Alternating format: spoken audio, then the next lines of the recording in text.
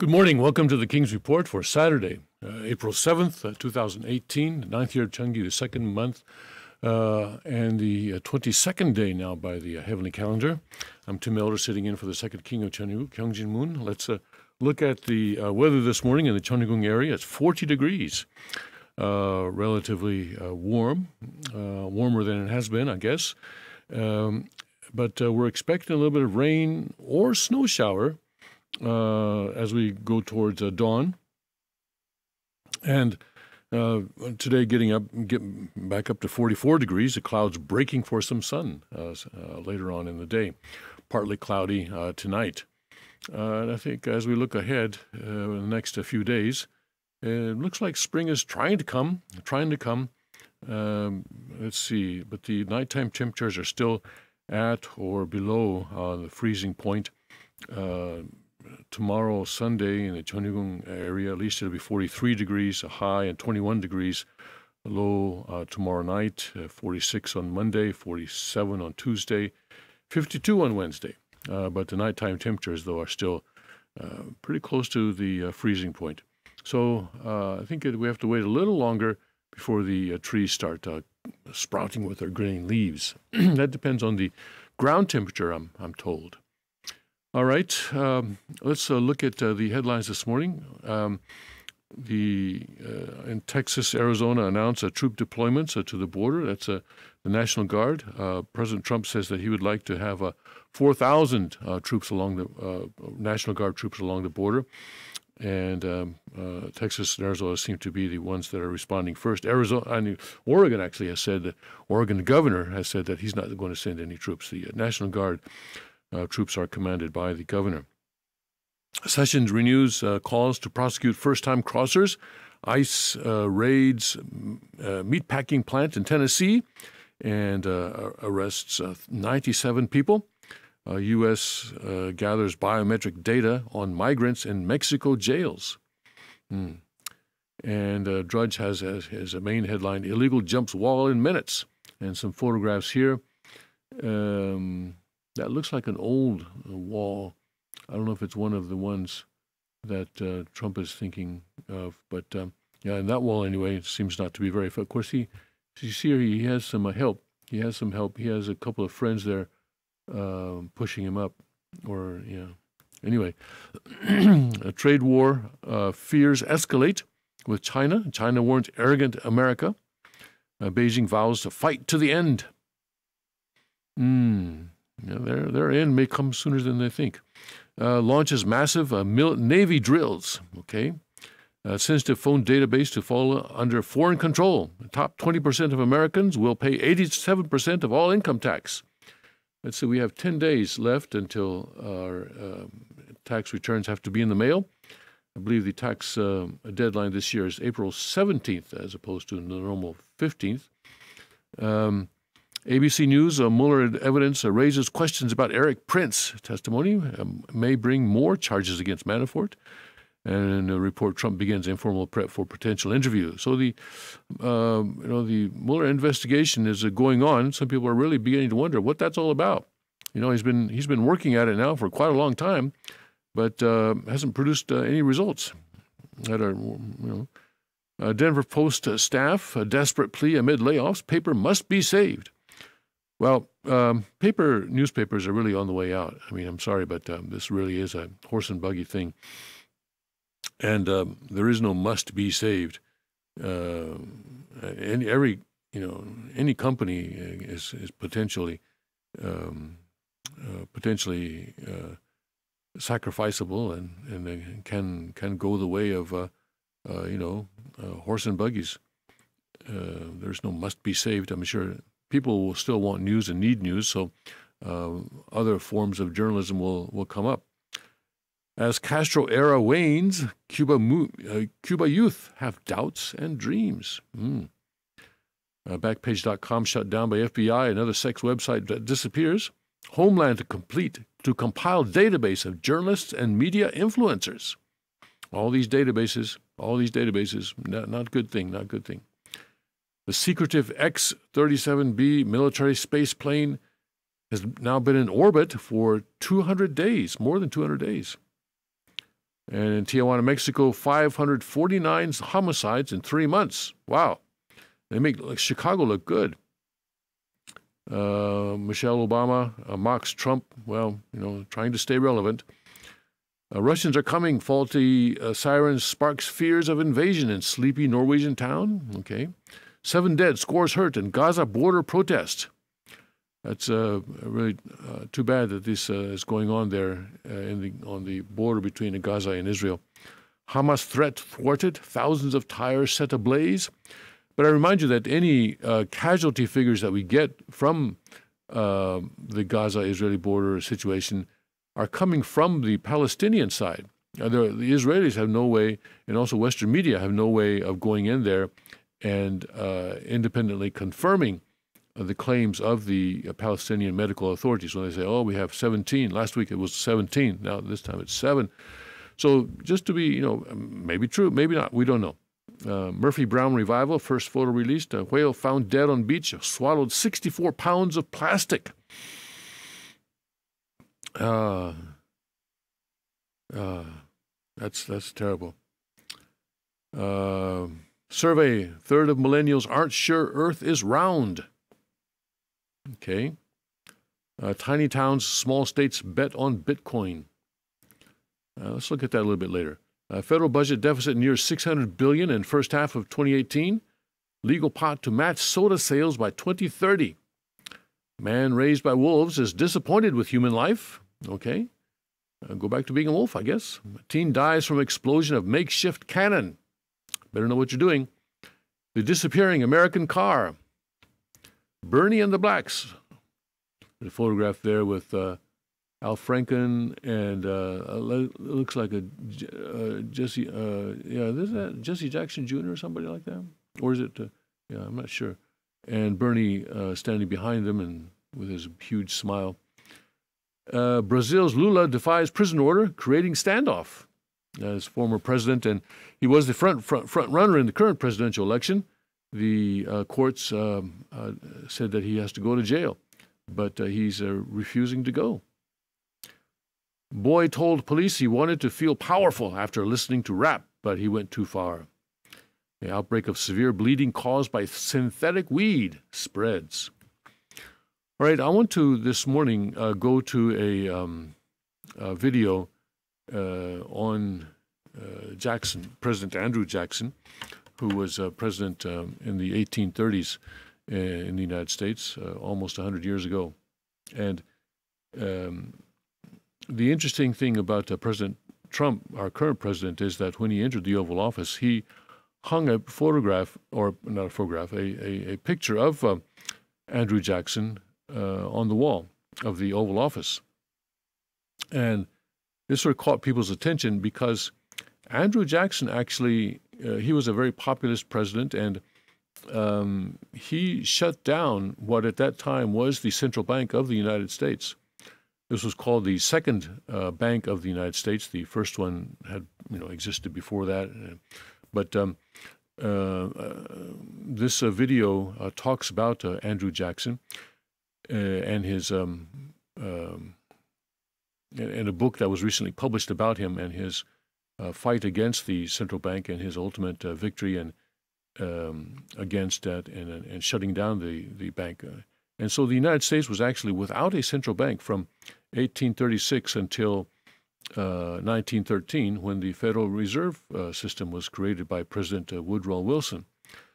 And what happened to the economy during that time was that it had a very high level growth.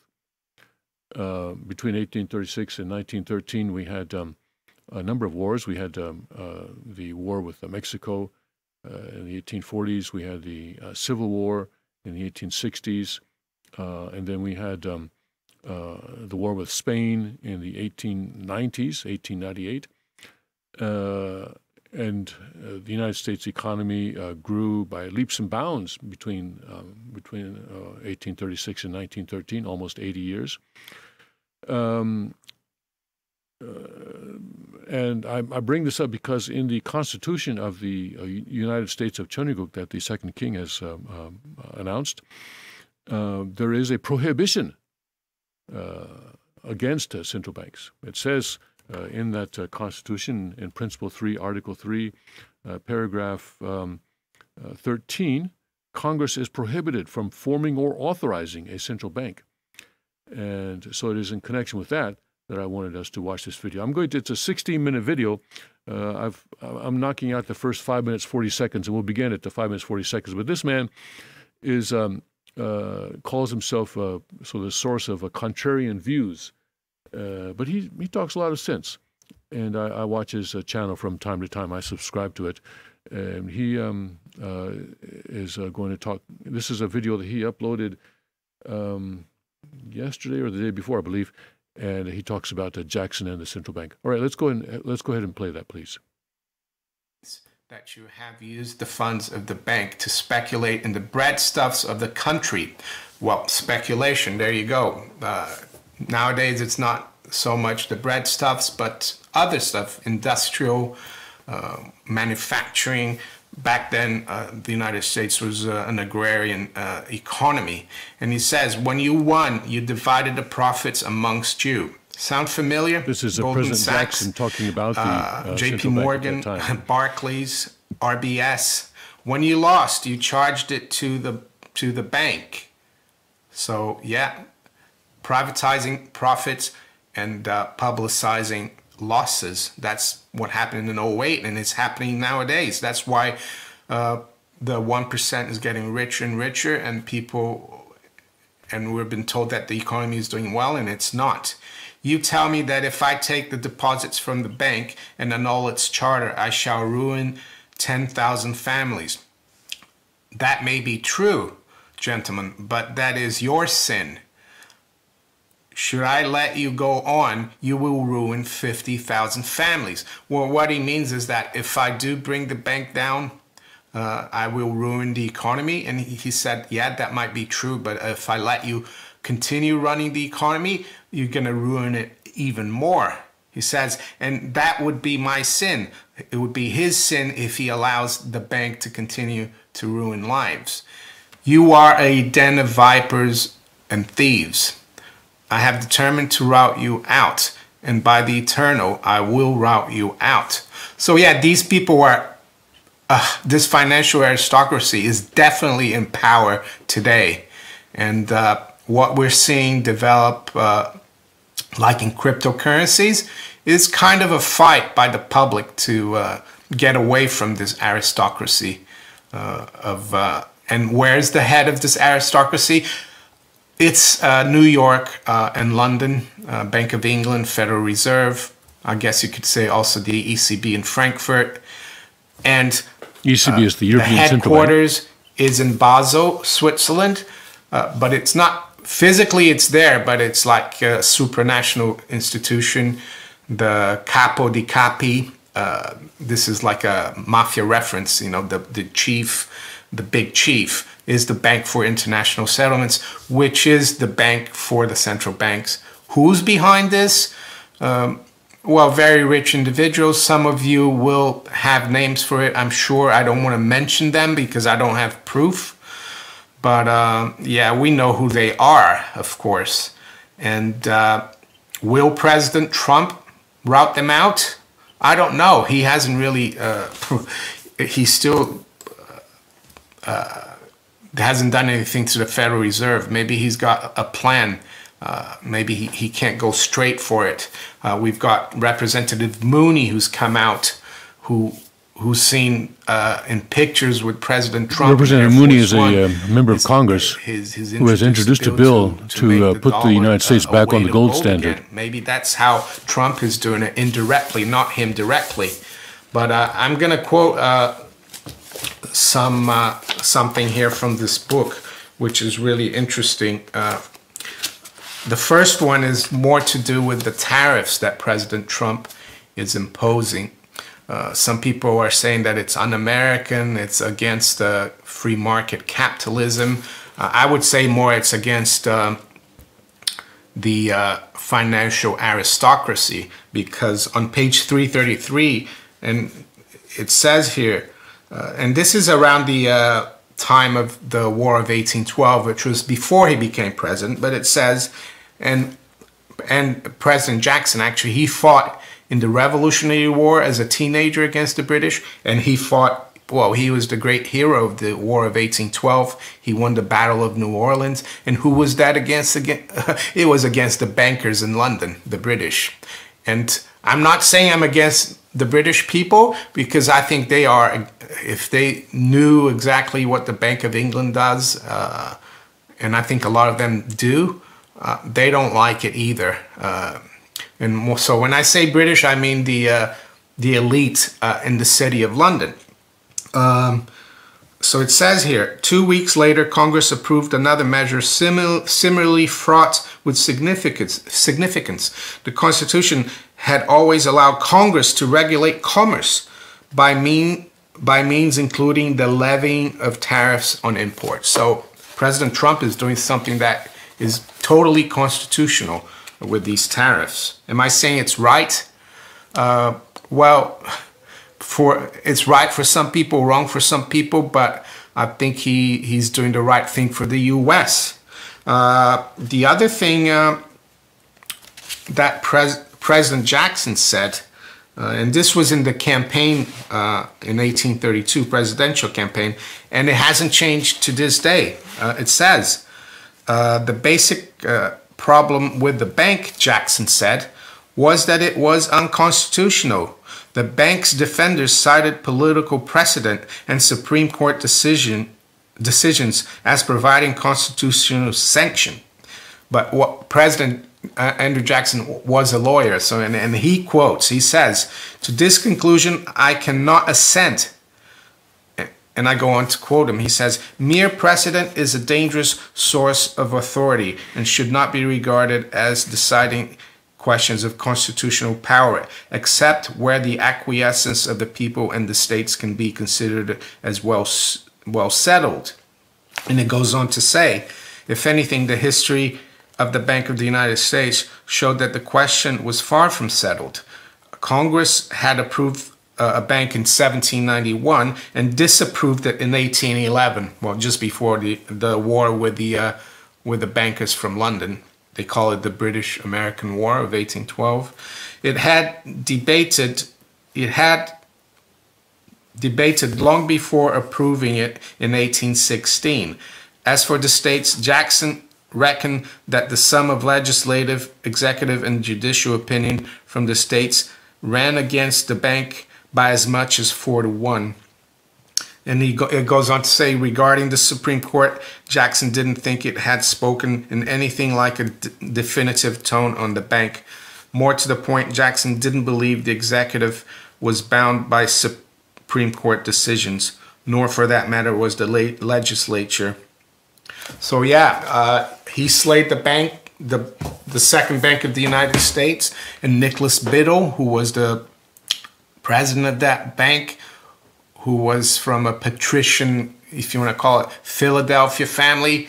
Yeah, and he slayed the financial aristocracy. So from 1833 there, or 1836, I think was when the charter ended, to 1913, the United States did not have a central bank. And what happened during that period in the United States? Huge economic growth. So yeah, Andrew Jackson, the bank war, the Den of Vipers, President Trump putting his portraits back up. Does that mean the United States is going to go back to constitutional money and abolish the Federal Reserve? Or even if they don't abolish the Federal Reserve could act just as a normal bank with no power, of course. That would make sense with Representative Mooney's bill if it goes through. It's the market that will determine interest rates, and it will be the market that will set the value of the dollar in gold, in the weight of gold. So later on today, by the way, we've got non-farm payroll, the hypothetical U.S. jobs data issued by the Bureau of Labor Statistics. I know President Trump has been trumping the economy and these numbers, but I think he's just using the system. I think he knows that these are phony numbers. But for all it's worth, the banksters and the markets, how can I say, the financial aristocracy, they're going to focus on average hourly earnings, which is how much people make. That's expected to rise by 0.3%. According to the central banks and their lackeys, it is wages that create inflation. And we all know that they're the ones who create inflation by creating currency out of thin air that has not been a result of hard work or industry or agriculture or anything like that. It's just been the result of political machinations, of having the monopoly to issue this paper. So yeah, don't believe it when they say that if hourly earnings go up, that it's inflationary. No, it's the consequence of all their policies. But of course, they try to keep the people from knowing these things, and that's why I'm here to make these videos and put the word out. So if you enjoyed this video, please like, all right, thank share you. it. Let's stop it there.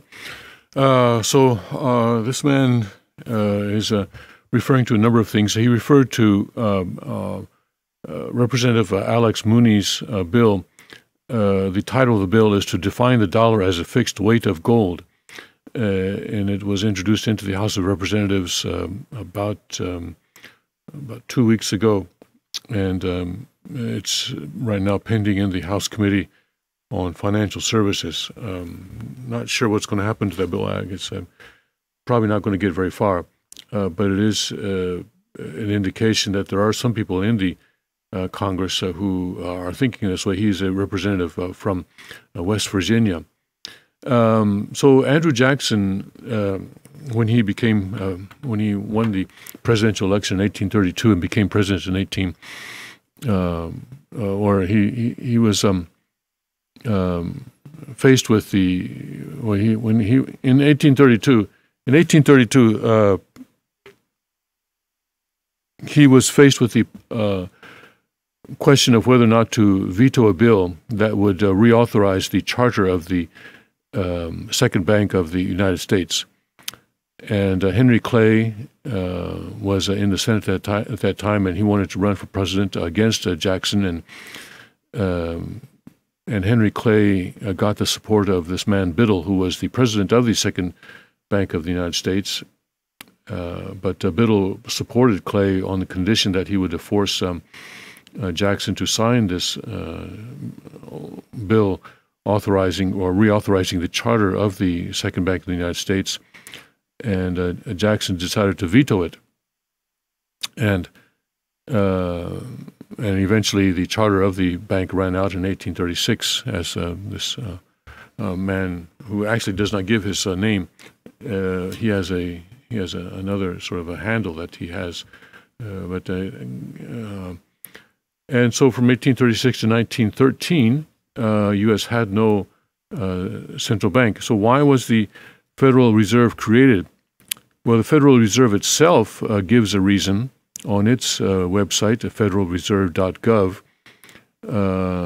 It says it was created by Congress to provide the nation with a safer, more flexible, and more stable monetary and financial system. The Federal Reserve was created on December 23, 1913, when President Woodrow Wilson signed the Federal Reserve Act into law. In another website, this is the stlouisfed.org, says banks needed a source of emergency reserves to prevent the panics and resulting runs from driving them out of business. The Federal Reserve System, initially created to address these banking panics, is now charged with several broader responsibilities, including fostering a sound banking system and a healthy economy. So they give various justifications for their existence, but basically they're saying, well, it's for your safety, and I think it's for your safety, for your protection, which is always what that's always what that central power controllers say. People want to control power, want to control people, and concentrate power in themselves or in a central point. Will always say, "This is for your protection." When Japanese Americans were rounded up at the beginning of World War II and placed in concentration camps. When the military came with guns to round them up, they said, they were told, the Japanese Americans were told, "This is for your protection."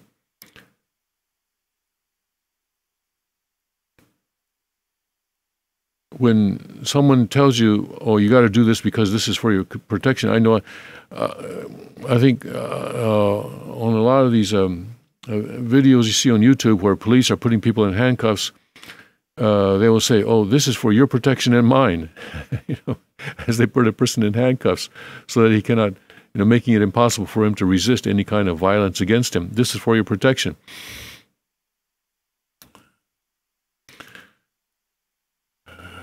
One Japanese American in a video that I watched about their internment said that he was told that when he remembers being told as a child that this was for their protection, but then when he got to the camps, he noticed that the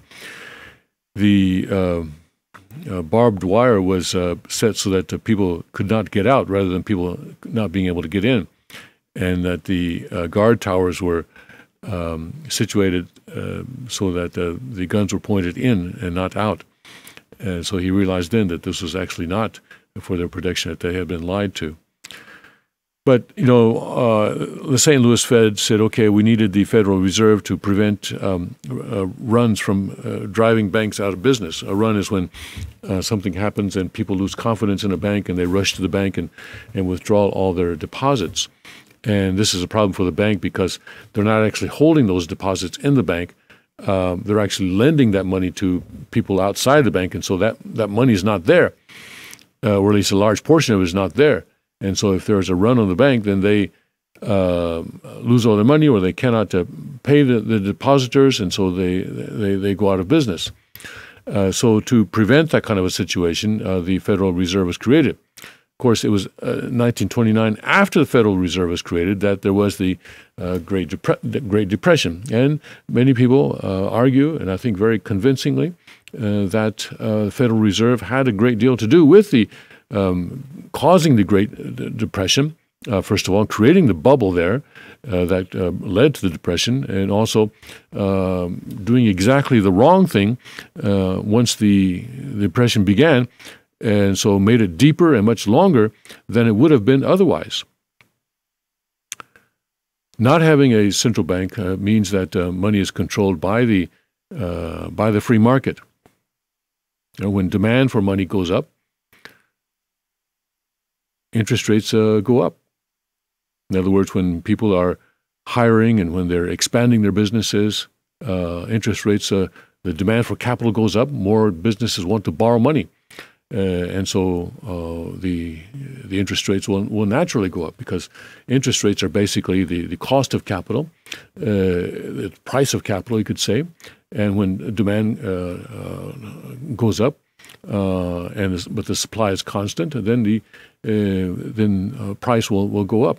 And that's what happens with capital as well. So then interest rates will naturally go up to a point where businesses say, okay, well, at a lower interest rate I was going to borrow, but now that it's up to this point, I don't think I want to borrow anymore, because I don't think I can make a profit at that point. So then demand slows down. And then if it slows down enough, interest rates tend to come back down to a point where then companies want to start borrowing again, or people people will start borrowing again. And so interest rates can be controlled by the free market. But they say, oh, no. If we do that, then you have these boom and bust cycles. And the Federal Reserve is there to even out those boom and bust cycles. But it's very questionable as to if that's exactly what has happened.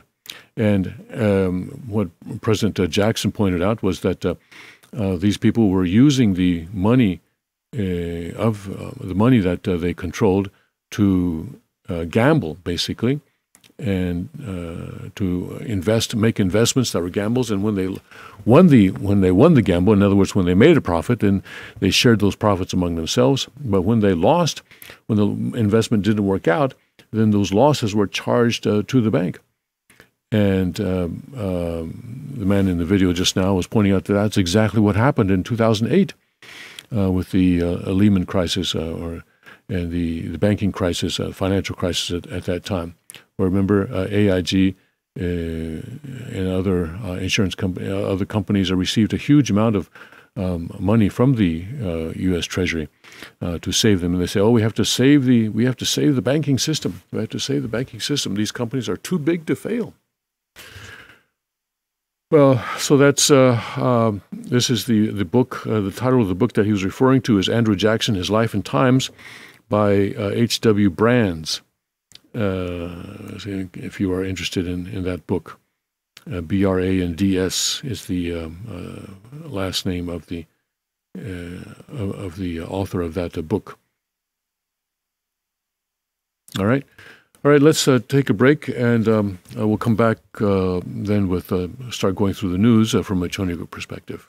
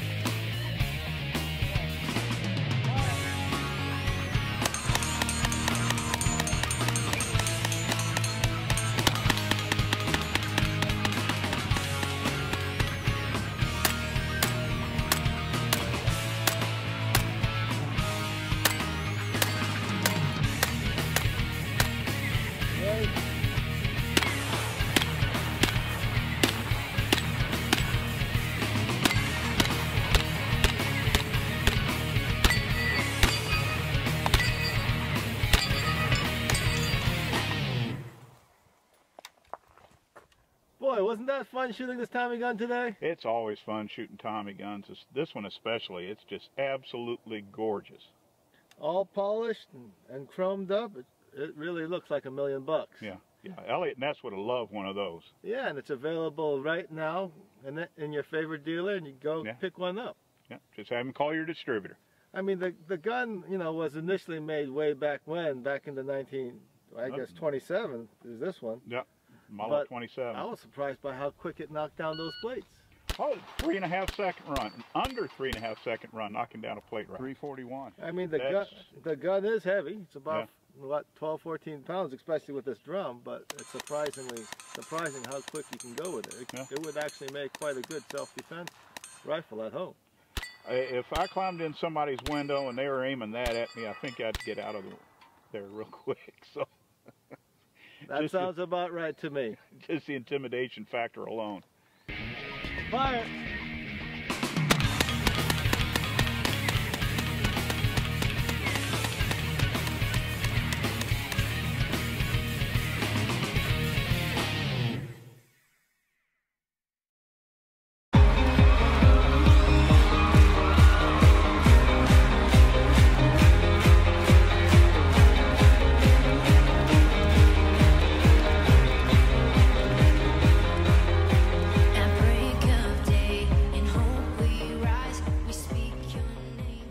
Welcome back to the King's Report for Saturday, April 7th, 2018. Tim Miller sitting in for the second King of Chonigo, Hyung Moon. I want to go now to a story on Fox News. Massachusetts ban on assault weapons doesn't violate Second Amendment, a judge rules. Take a look at this. A judge in Massachusetts on Friday ruled against a lawsuit that questioned the state's ban on assault weapons and large-capacity magazines, declaring that the weapons were not protected by the Second Amendment. Assault weapons are considered to be military firearms, U.S. District Judge William Young said in his ruling, therefore disqualifying them from being included in a citizen's right to bear arms. A policymaker, rather than the courts, were better suited to decide on the regulations for the weapons, he said. I just bring up this weapon that is banned in Massachusetts. Banned in Massachusetts. But fortunately, we are living in Pennsylvania, so that we could have this. Policymakers, rather than courts, were better suited to decide on regulation for the weapons, he said. Other states are equally free to leave them unregulated and available to their law-abiding citizens. Well, thank you very much. Young said in his ruling, these policy matters are simply not of constitutional moment. Americans are not afraid of bumptious, raucous, and robust debate about these matters. We call it democracy. The lawsuit was filed against State Attorney General Maura Healey last year by the Gun Owners Association League of Massachusetts. That's the GOA. That's Larry Pratt and Eric Pratt, his son, among other parties who claimed that AR-15s couldn't be considered a military weapon because of their inability to shoot in full automatic mode. They also claimed the ban infringed on Second Amendment rights.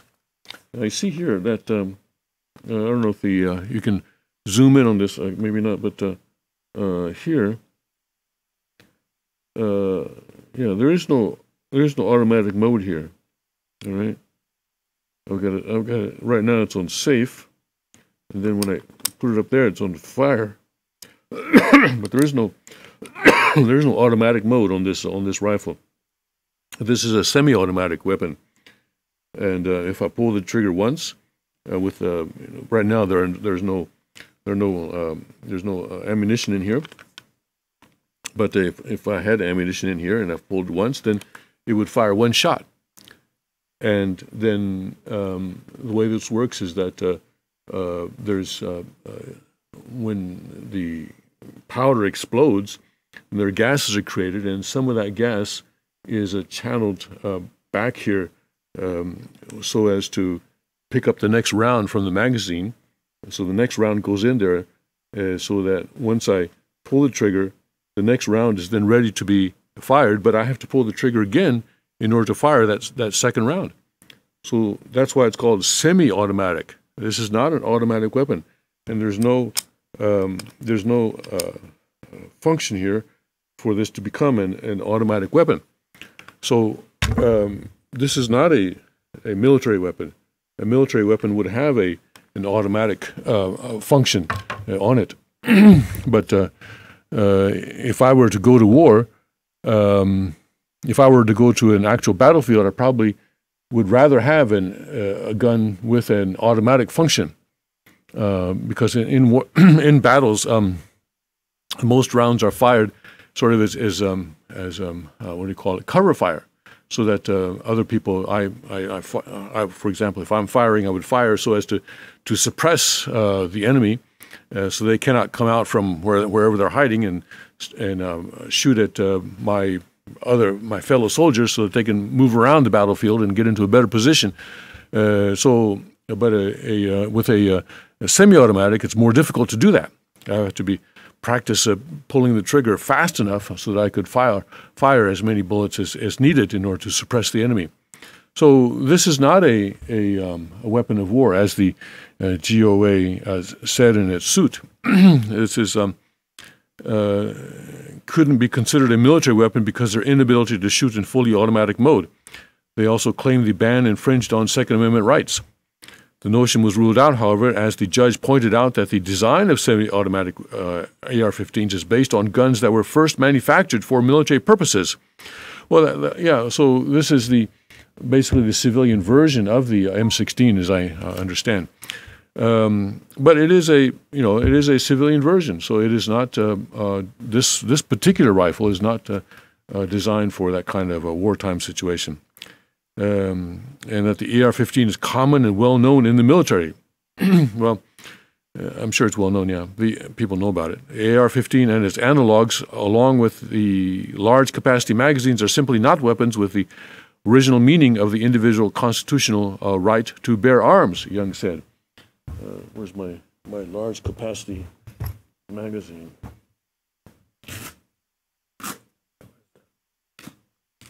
There it is. Okay, so This is what they mean by the large capacity magazine. This holds 30 rounds.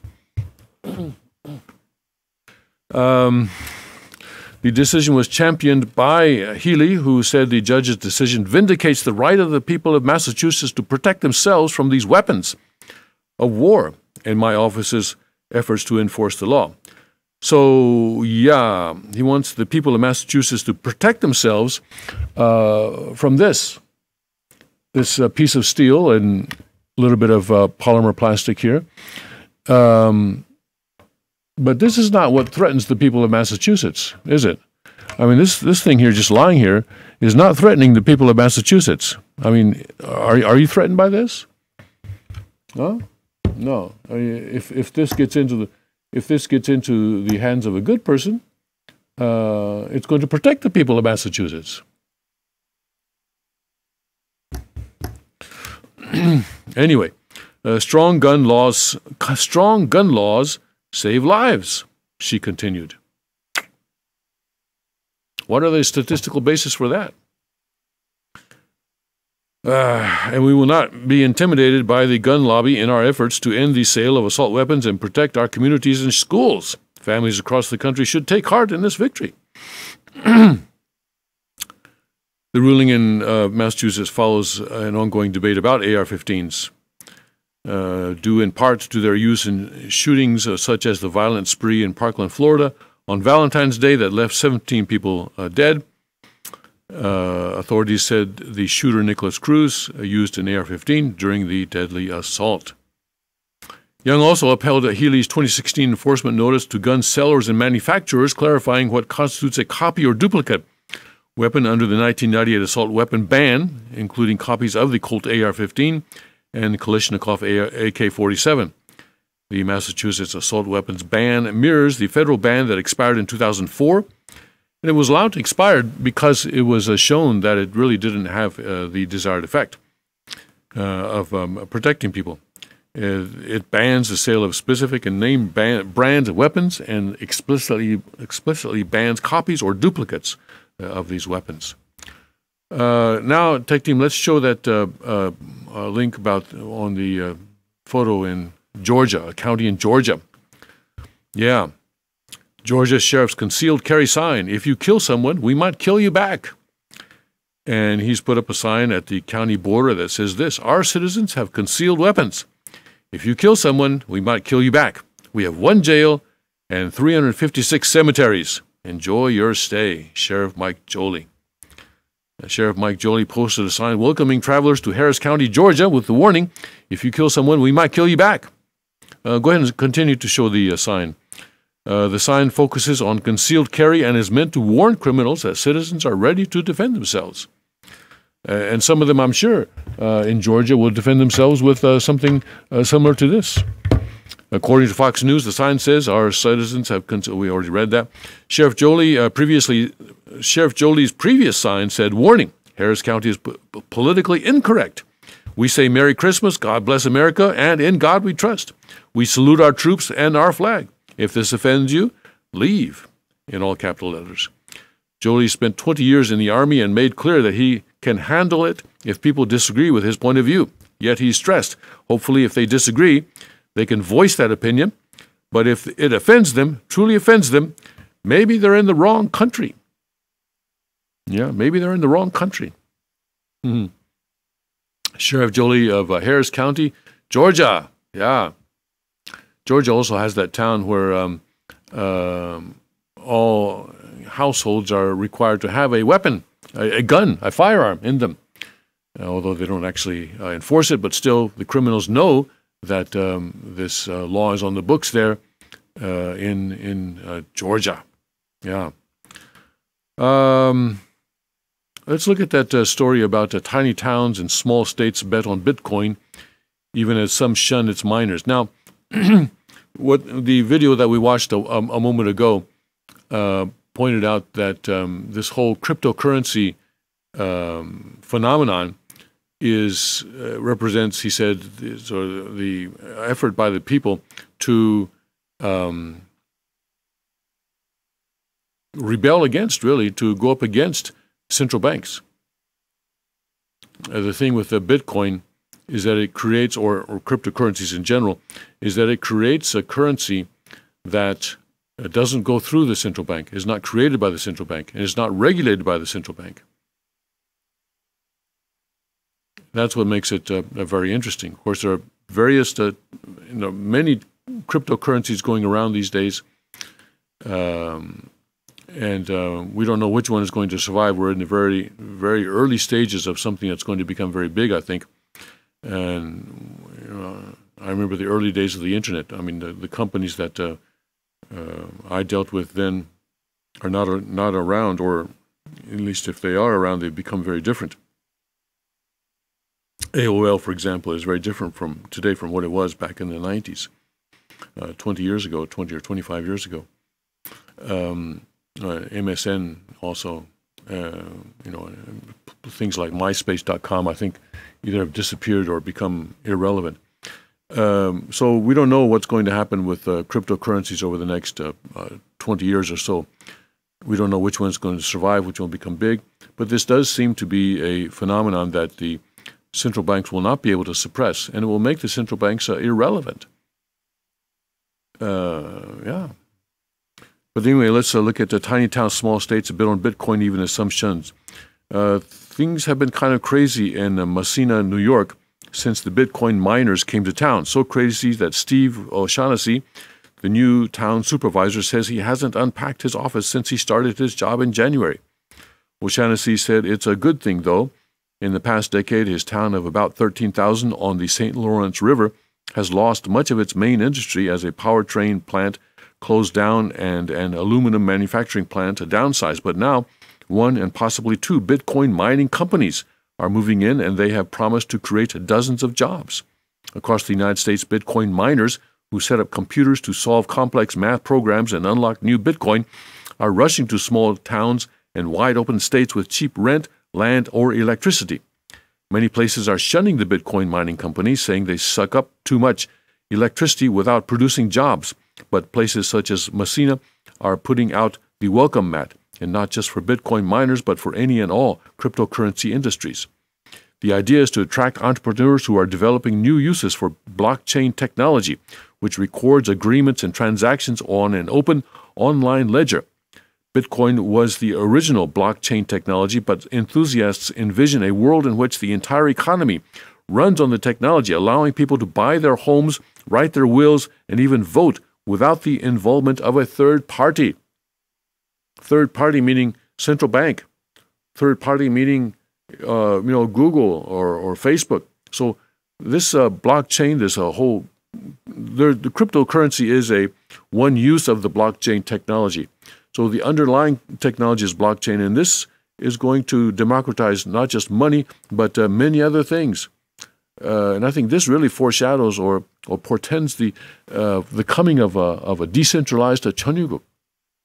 Yeah. Hey, Google, I'll bet you're listening. I'll bet you're listening. I'll bet you're losing a lot of sleep over this. While Bitcoin mining may not create many jobs, state officials and cryptocurrency advocates believe the economic potential of the industries created through blockchain technology. To signal that they're open for business, states, especially those with small or shrinking populations, are enacting laws that, for example, exempt certain cryptocurrency transactions from the licensing laws that apply to others who transmit money, like banks. At least 6 states, Kansas, Illinois, New Hampshire, Tennessee, Texas, and Wyoming, have enacted laws or issued guidance in the past 4 years that exempt some digital currencies from money transmitter licenses.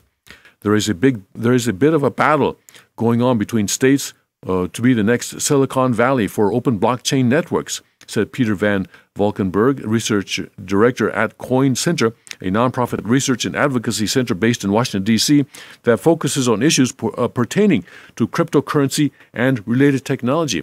See, this is changing. This is changing the world. It's very, very, very, very much in its initial infancy stage right now. But I see this as really creating a world 10 years from now that's going to be very, very different from what we have today. Not just central banks that are threatened by this. Google is threatened by this. Facebook is threatened by this. Maybe PayPal is threatened by this. Maybe Twitter, because right now we rely on these companies, in other words, third parties, as this person said, as this article said, to do all sorts of things. But the day may be coming when, through blockchain technology, we won't need them. Wow. Imagine a world where we don't need Google, where we don't say, Google? Oh, that is so 2018. I'm not using Google anymore. Enthusiasts in small towns are advertising their cheap electricity, organizing meetups, and trying to get businesses to accept cryptocurrencies, even as the value of Bitcoin has declined over the past 4 months, and despite warnings that the large unregulated industry is vulnerable to fraudsters, hacking, and money launderers. Yes.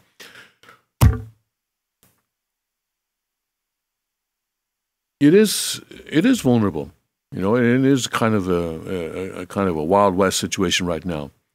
But it is decentralized, and the people who warn against the vulnerability and the hacking and fraudsters, they are people who are giving those warnings because they want to centralize power to themselves.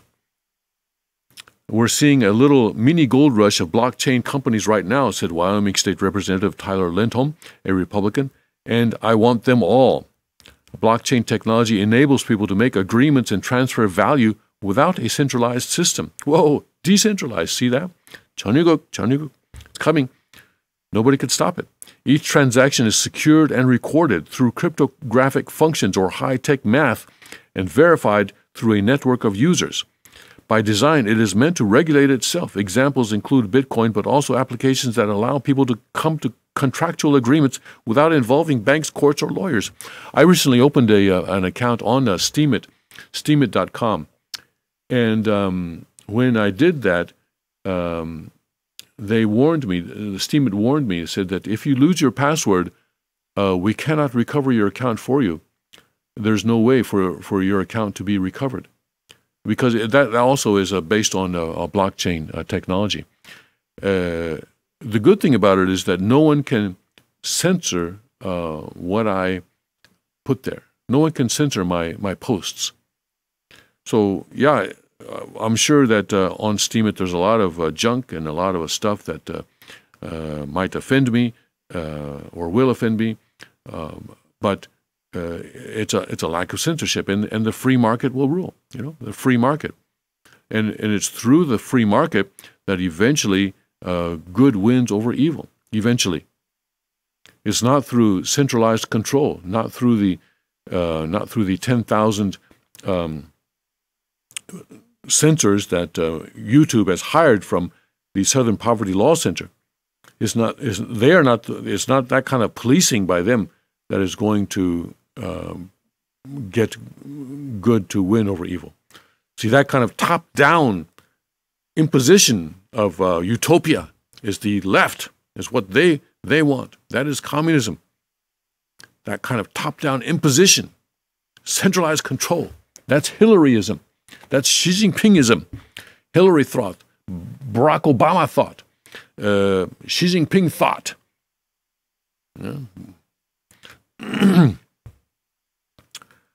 Despite the system's built-in protections, agreements and transactions made with blockchain technology are still susceptible to fraud, hacking, and theft. That's why some states have enacted regulations. New York, for example, in 2015 created a regulatory system, BitLicense, in which anyone doing virtual currency business activity must first get a license from the state. Justin Wales, chairman of the blockchain technology and digital currency practice at Colton Fields, a law firm, said New York's law is flawed because it forces nearly everyone in the tokenized economy to follow the same financial rules as banks, even though there are many different types of tokens and transactions. On the other hand, Wales and Van Valkenburg say the cryptocurrency-friendly laws that some states are rushing to enact don't always make sense either. Regulators want to do something just to be seen as doing something, Wales said. This is a risky approach, he said, because poorly written laws could restrict the technology and stifle innovation. Wales cites laws enacted by Arizona, Nevada, Tennessee, and Vermont in the past 2 years as examples.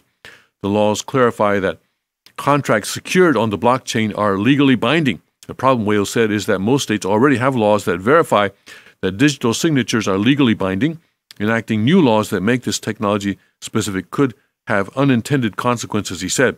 That's an example of states wanting to appear crypto woke, Wales said. Yeah, so lawmakers say, okay, our job is to create laws. Our job, let's create a law. What can we create? Give me a law that I can create. No, your job is not to create laws, all right? In fact, we want your job to be to get rid of laws. That's why in Cheongguk, laws will all have a sunset, 10-year sunset. In other words, after 10 years, after a law is passed, it will cease to be in effect. And but a maximum of 10% of laws disappearing in any given year. And then if there are laws that are truly necessary, then it'll be the job of the Congress to renew those laws, but they'll have to look at each law and pass it for renewal. So in this case, for example, where there's duplication, the laws will not be renewed. Van Valkenburg and Wales say states need to clarify when a license is needed to exchange tokens for dollars or tokens for other tokens.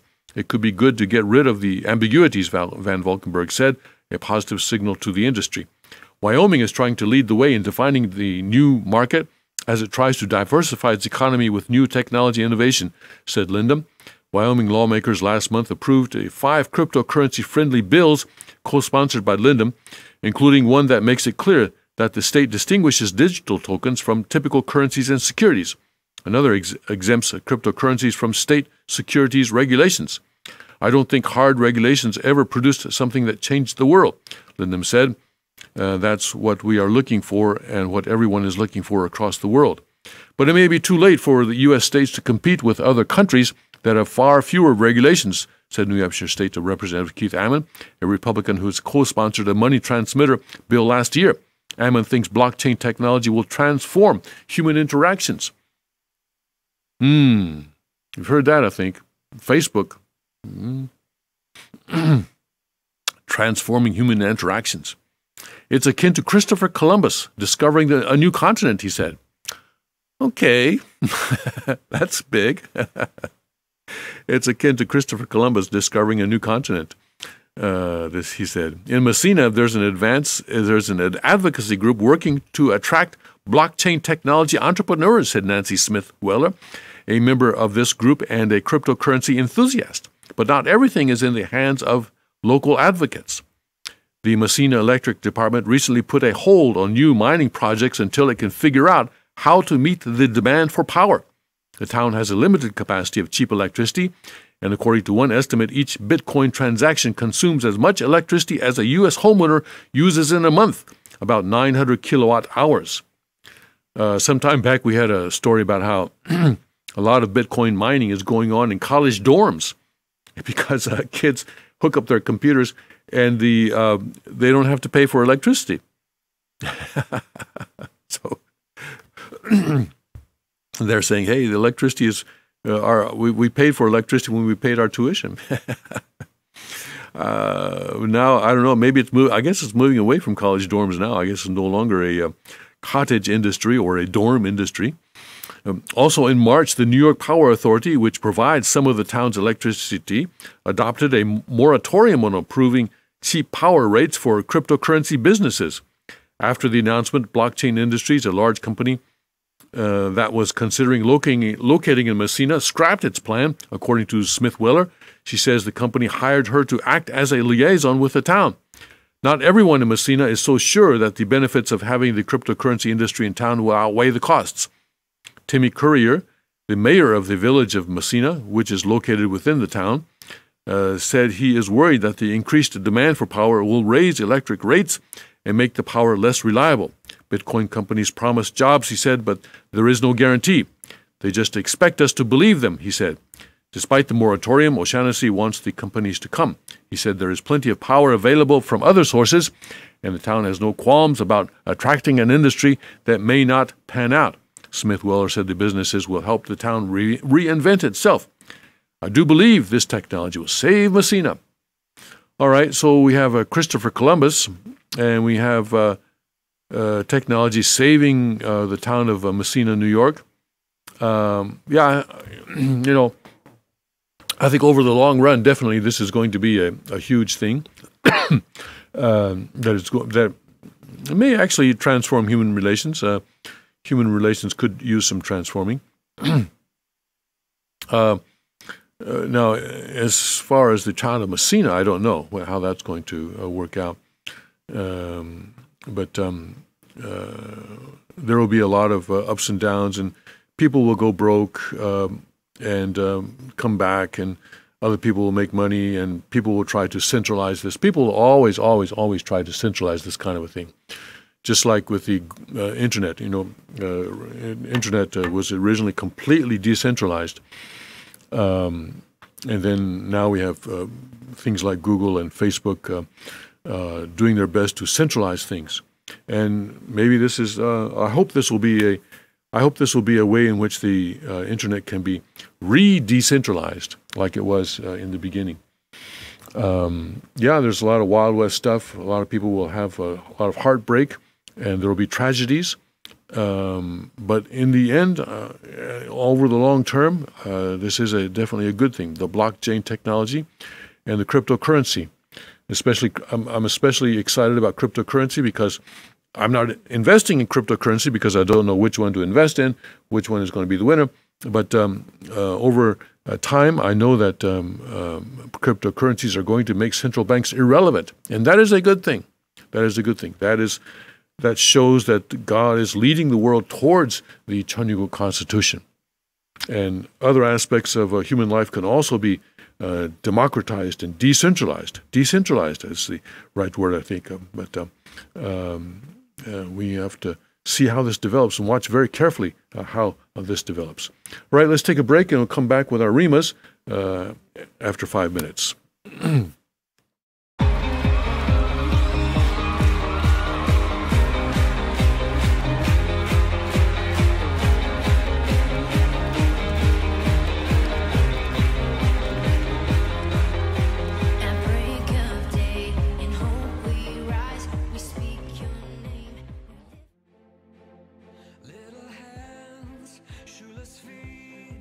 Lonely eyes looking back at me. Will we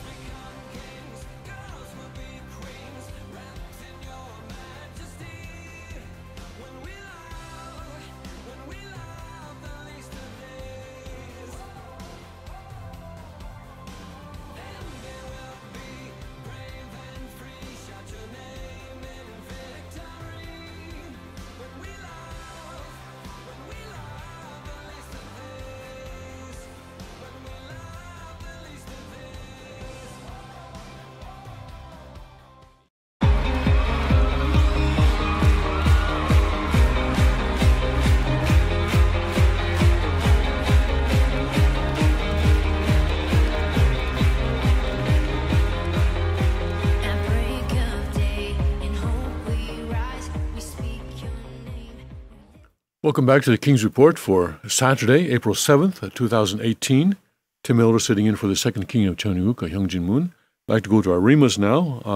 I'm in for the biblical Rhema. I'm in 1 Corinthians chapter 7, where Paul is writing to the church in Corinth at that time, which apparently was having some problem with understanding sexual morality. And here in chapter 7, he begins, "Now concerning the things whereof ye wrote unto me, it is good for a man not to touch a woman. Nevertheless, to avoid fornication, let every man have his own wife, and let every woman have her own husband. Let the husband render unto the wife due benevolence, and likewise also the wife unto the husband. The wife hath no power of her own body, but the husband. And likewise also the husband hath no power of his own body, but the wife. Defraud ye not one the other, except it be with consent for a time, that ye may give yourselves to fasting and prayer, and come together again, that Satan tempt you not for your incontinency. But I speak this by permission and not of commandment. For I would that all men were even as I myself, but every man hath his proper gift of God, one after this manner, and another after that." So, this verse 4, we've heard this somewhere before, haven't we? The wife hath not power of her own body, but the husband. And likewise also the husband hath not power of his own body, but the wife. That seems very similar to what the True Father taught us, that the husband's sexual organs are not his own, but they are owned by the wife, and the wife's sexual organ is not her own, but is owned by the husband. And so I think Paul, understood more than he let on about God's providence. So there are some places in Paul's teaching where seems to indicate that he understands the importance of lineage and of Christ's lineage, and so here in verse 7 at the end of our reading this morning, he says, "For I would that all men were even as I myself." In other words, he would wish that all men were single as he is single, but every man hath his proper gift of God, one after this manner and another. But he says, that's not for everyone. Being single is not for everyone. But he was waiting. Paul was waiting to be waiting for Christ to return and to bless him in marriage. And it seems that he understood that salvation really is a matter of changing the blood lineage. We had a holy blessing here a couple of Sundays ago. A beautiful couple came. This had actually been arranged some months ago. I think there was a case where they absolutely wanted to be blessed in marriage, and not in long distance, not by photograph, but they were in different countries, and so they were not able to do that on February 28th, and so they chose to come to a sanctuary church in late March and be blessed. And by the way, people who are blessed, who receive the Book of Life blessing, registration blessing before Monday, April 9th, will count as part of that February 28th blessing. And beginning April 10th, you can still receive the Book of Life registration blessing, and it will still have the same theological significance, just that people who do it by April 9th will be a part of that historic first Book of Life registration blessing. And so this couple chose to do it this way, and the king permitted it, and so it was performed here. And they brought some of their friends, like in any wedding, some of the friends wanted to come and witness this momentous event in the lives of these two people. And we didn't know it at the time, but apparently we found out later that these friends were Family Federation second gen people. They were pretty shy. And at the end, when it was time for pictures, and We took pictures of the families and parents and families and da-da-da-da-da. And at the end said, okay, now it's time for the friends to come up. And they were all sort of, they were very shy. One person almost came up, but she saw that the others were not not budging, actually. They were very camera shy. But I explained during that ceremony that this was not just a marriage ceremony. This ceremony had to do with salvation. Because that's what the change of blood lineage is. It's salvation. It's part of the process of salvation. I think Paul seems to indicate in some places that he understood that that he wanted to. It was good for him to remain celibate, so that when Christ returned, Christ could give him a bride. I don't know how deeply he understood it, but it seems to me that Paul had some kind of understanding, and I think this verse 7 is one sort of circumstantial evidence that he did. And so he was also telling the believers in the church in Corinth, as the Corinthians, to be sure that they remained pure and don't have the kind of sexual immorality that apparently was a problem in that church.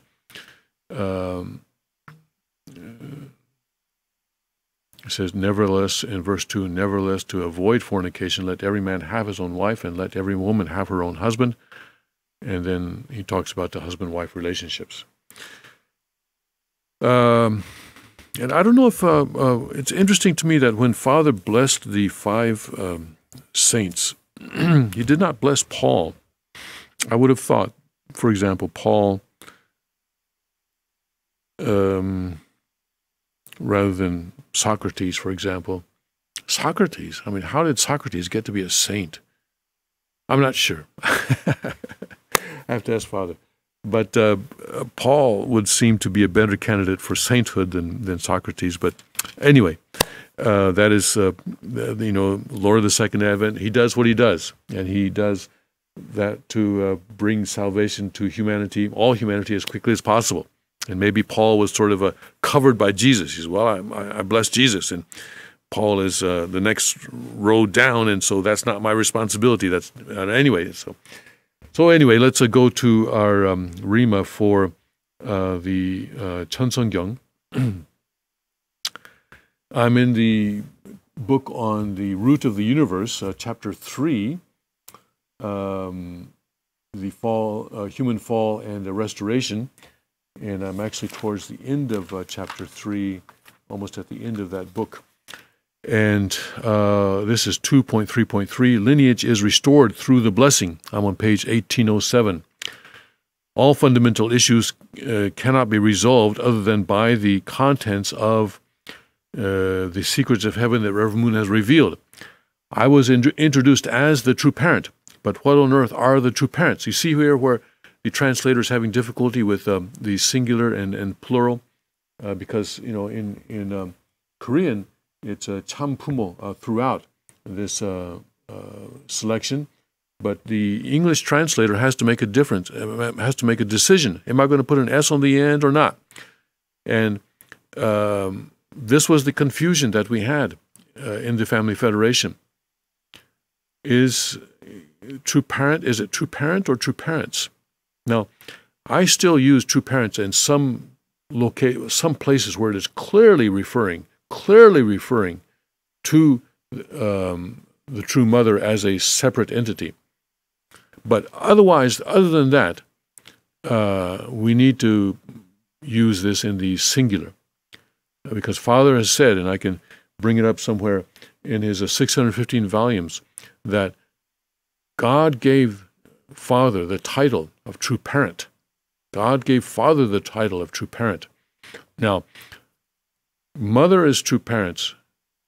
Mother is a part of true parents only when she is in a relationship with Father. And Father sometimes described it as the relationship between the sun and the moon. And the moon reflects light. The moon is beautiful. The moon is romantic, and people fall in love in the moonlight and write songs and poems about the moon and everything else, only because it is in a relationship with the sun, and only because it is reflecting the light of the sun to the earth during the nighttime when the sun is on the other side of the earth. It is only in its relationship with the sun that the moon can be beautiful, that the moon can serve a purpose for us. So we need to be very, very careful about that. And I think here the translator makes a mistake, again, as I've pointed out before, and I'll point it out again.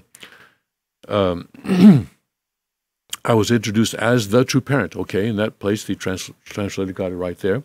But what on earth are the true parents? No, what on earth is the true parent? Because he mixes singular and plural in the same sentence, all right? I was introduced as the true parent. Well, what on earth is the true parent? What is the true parent? And then in the next sentence, he says, the translator says, they are in heaven. And the Korean is 하늘에 있습니다. Okay, so this is a problem again because Korean sentences often don't have a subject.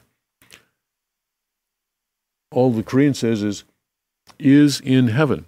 What is in heaven? Well, it's talking about the true parent, right? But here, the translator puts in the plural third-person pronoun, they. That's not in the Korean, you see? Here, the translator is making a decision because of the difference between Korean and English. English sentences almost always have to have a subject, much more often than Korean sentences anyway. But all the Korean sentence here is 하늘에 있습니다. All it means is in heaven, exists in heaven. So they are in heaven. This is why the Family Federation, many members of the Family Federation today are confused. And it's unfortunate. And in the next sentence, he goes back to a singular. He says, God is the true parent. Okay? Today, humankind and all the religions of the fallen world call God Father. The Lord who created heaven and earth is indeed the Father. Whose Father? He is our Father. But through what paternal content did we develop a parent-child relationship? Again, another important error in translation. It's not parent-child relationship. All right? It's here in the Korean, it is 부자 관계, and that is not parent-child relationship. That is father-son relationship. You know, I'm guilty of this. I was guilty of this, translating that way, because you know, we did it because we wanted to be politically correct, as opposed to that sheriff in Georgia who was openly politically incorrect. But this is wrong again. It's not parent-child relationship. It's father-son relationship. He is our Father, but through what paternal content do we develop a father-son relationship? It is God's love. Then, centered on God, the lives of Adam and Eve, untouched by the fall, untouched by the fall, will be connected in love. Centering on God's original love that has nothing to do with the fall, the unfallen ancestors, Adam and Eve, who are our original ancestors, should have attained oneness, burning with God's love. What unites man and woman is neither the man on his own nor the woman on her own. Love is absolutely necessary for unity. If a man and woman unite, everything is harmonized. God is absolute, unique, eternal, and unchanging. The love of God is also divided in two. The love that man possesses and the love that woman possesses are not two but one. You should know that. Yet you have lived to this day in ignorance of it. So I point out these translation errors to let people know that you need to go back and re-examine what you thought you knew about Father's teachings. Particularly if you have learned these teachings or know of these teachings without being able to go to the Korean source.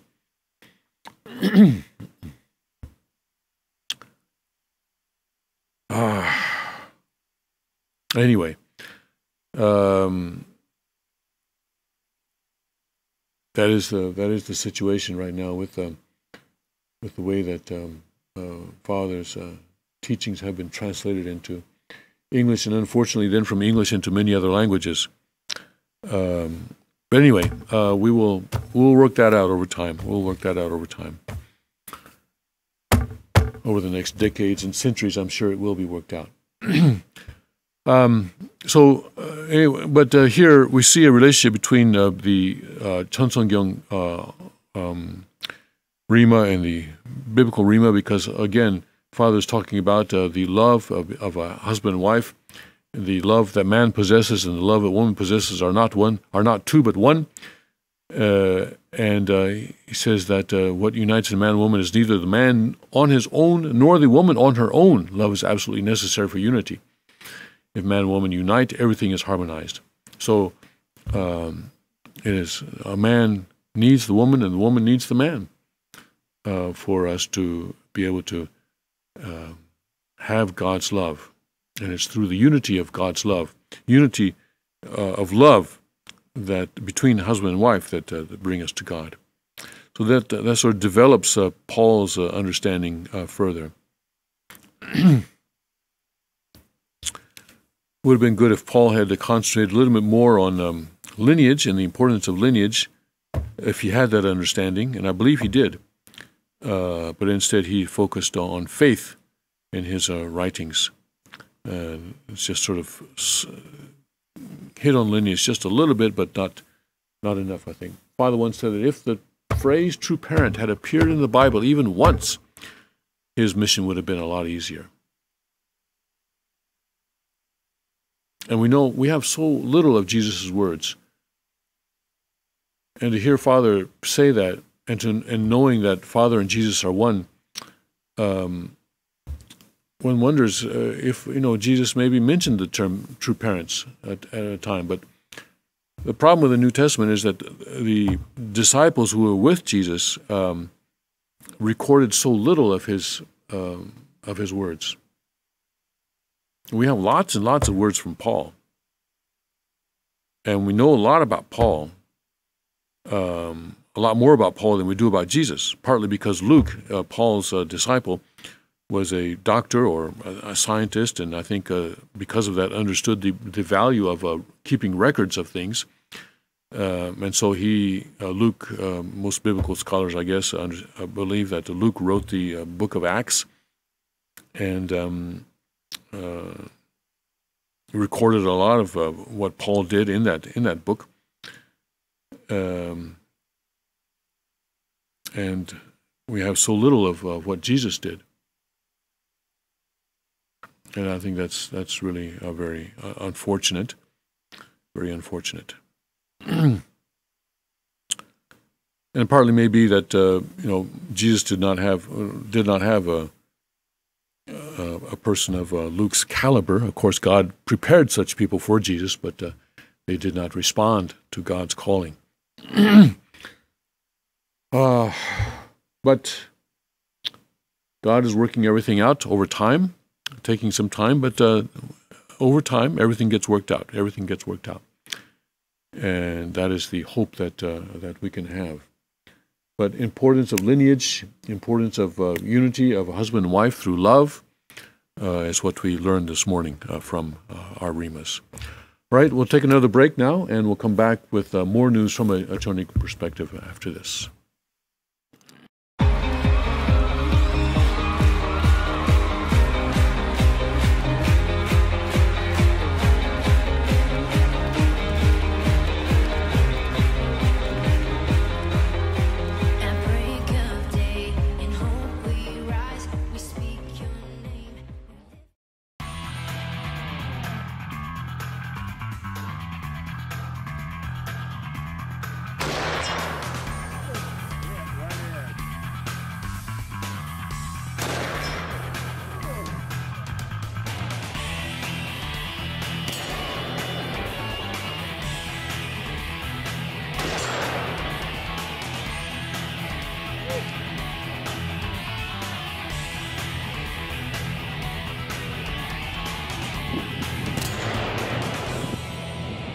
Hi there, folks.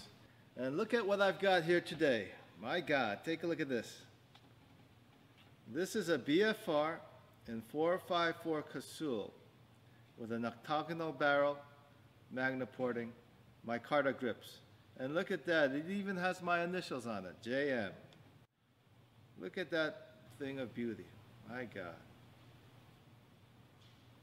Pop open the cartridge insertion door, and look at that cylinder spin. The finest revolvers in the world.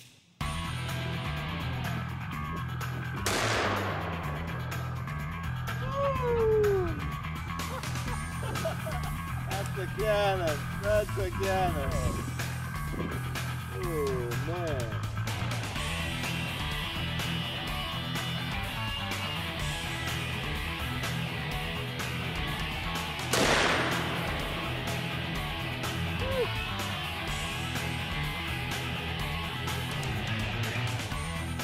Pretty accurate, though.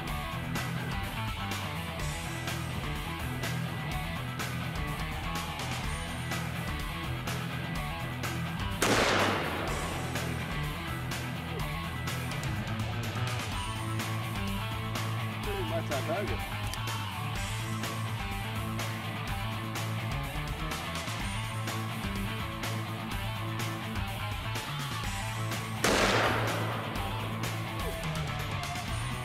Oh boy!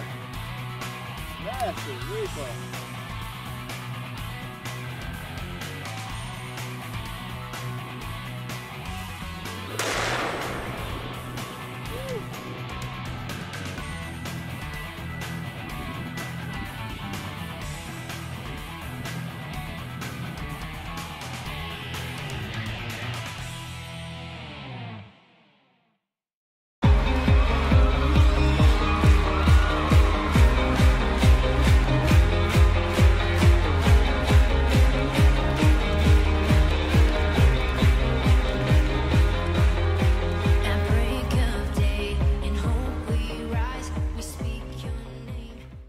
Welcome back to the King's Report for Saturday, April 7th, 2018. I'm Tim Elder, and for the second King of Chinook, Hyung Moon.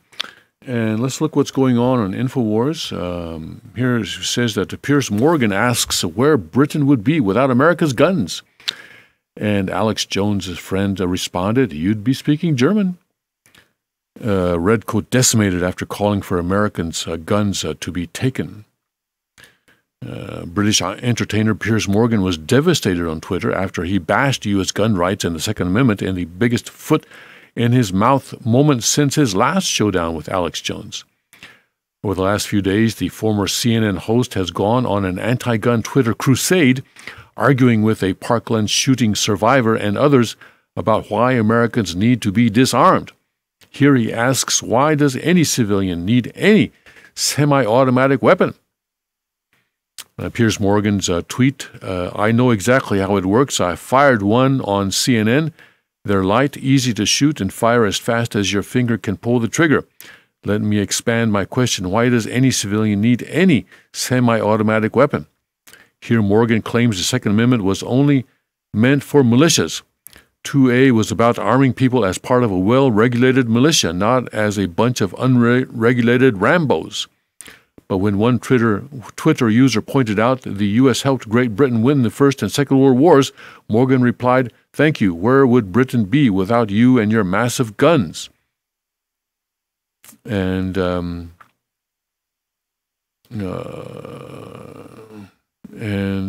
Alex Jones' close friend, Shane Steiner, who has worked with InfoWars in the past, provided one of the most brutal comebacks, putting the redcoat in his place. This tweet would be in German for one, is the response. Okay. Piers Morgan seems to be completely committed, going all in for this idea that Americans need to give up our guns. While London now has a higher murder rate than New York City for the last couple of months, because of knives. But why isn't Piers Morgan calling for ban on knives? London Mayor Sadiq Khan put out a message saying, please don't carry knives. But why stop there? Why not ban the sale of knives? Piers Morgan is not saying, please don't carry semi-automatic weapons. He's saying, let's ban semi-automatic weapons. But last I checked, he was not expressing a thought that we should ban knives. A professor that was warned by communists to watch his back was found dead in his home. A University of Texas in Austin professor who had been threatened by communists after a domestic assault charge was found dead in his home Thursday. Police announced a professor of pharmacy, Richard Morissette, was found deceased inside his home, but have not disclosed how he died. The professor was the subject of controversy after it was discovered he continued teaching after failing to inform the university that he had pled guilty to a domestic assault charge in 2016. After learning of the charges against Morissette, university officials placed him on paid administrative leave for 18 days in August 2016 while it conducted a review that included interviews of faculty members and students, the Austin American-Statesman reported in January. The review concluded there was no relation between how the professor acted in his situation and how he acted on campus, after which he was allowed to resume teaching. In February, the pharmacy building where Morissette worked was defaced by someone who spray-painted UT harbors abusers. Another message threatened, "Watch your back, Richard," along with the hammer and sickle communist symbol. Protests were held at the college the following week, where demonstrators called for Morissette to be fired. In March, a student group which advocates overthrowing the capitalist state with an armed revolution tweeted that they had vandalized the fountain at the university in honor of women abused by people like Morissette.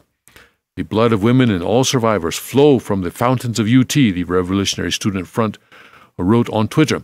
On International Working Women's Day, we must stress the necessity of organizing women for revolutionary violence against the capitalist institutions that uphold patriarchy and protect abusers like Richard Morissette.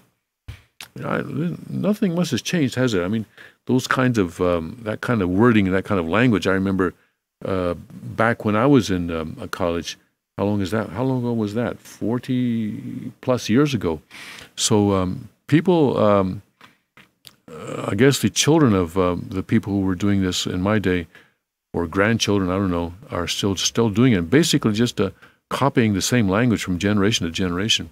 Anyway, Facebook users ask if the professor, despite being a domestic abuser and failing to be punished by UT, deserved the bullying.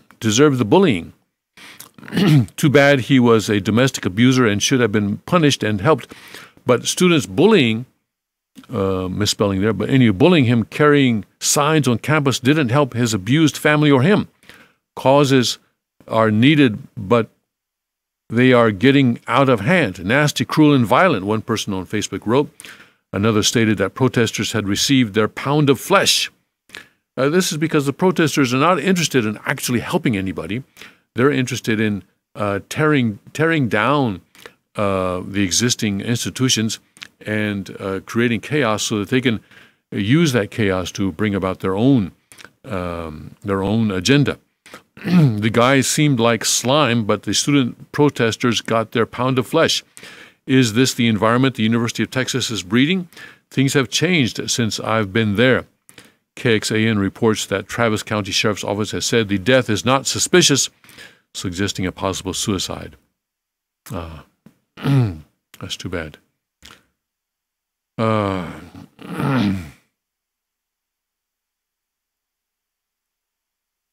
All right. Let's see what else is on Alex Jones this morning.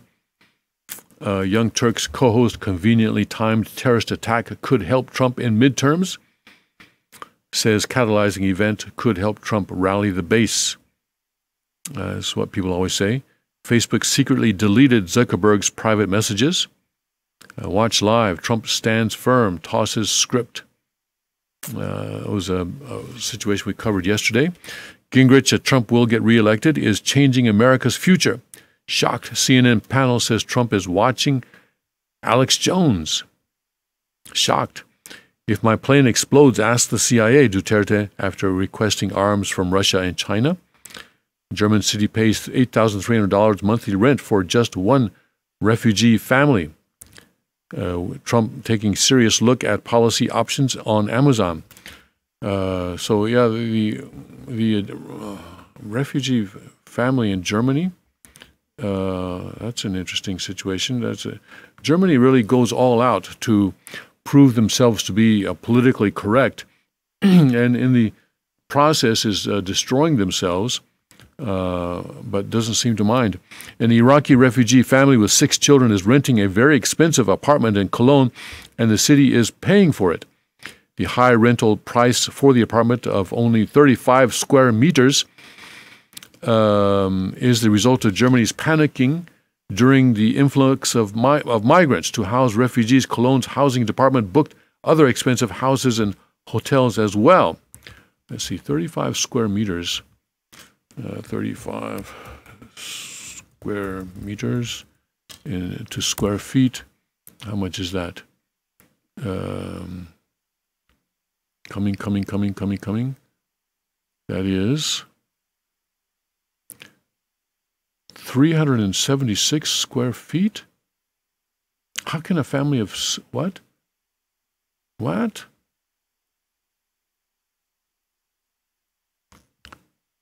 35 square meters, or 300 and what? 376, all right, rounding at 377 square feet. And this is a family with 6 children? 376 square feet is probably about well, that's about a fifth, I guess, of the size of a middle class home, or lower middle class, I would say, or even upper lower class home in America. Is this usual in Germany? I don't think they even build. I don't think zoning laws will even allow an apartment that size. Is this correct? The house refugees, Cologne's housing department booked other expensive housing. Joseph Ludwig of the housing department of the city says, "What else could I do? At that time, we made contracts with the arrival of many refugees and booked 40 hotels with 3,000 places. Now we are still at 2,250 places. We simply did not have apartments available, especially not for large families." But how is a 377 square foot apartment suitable for a large family?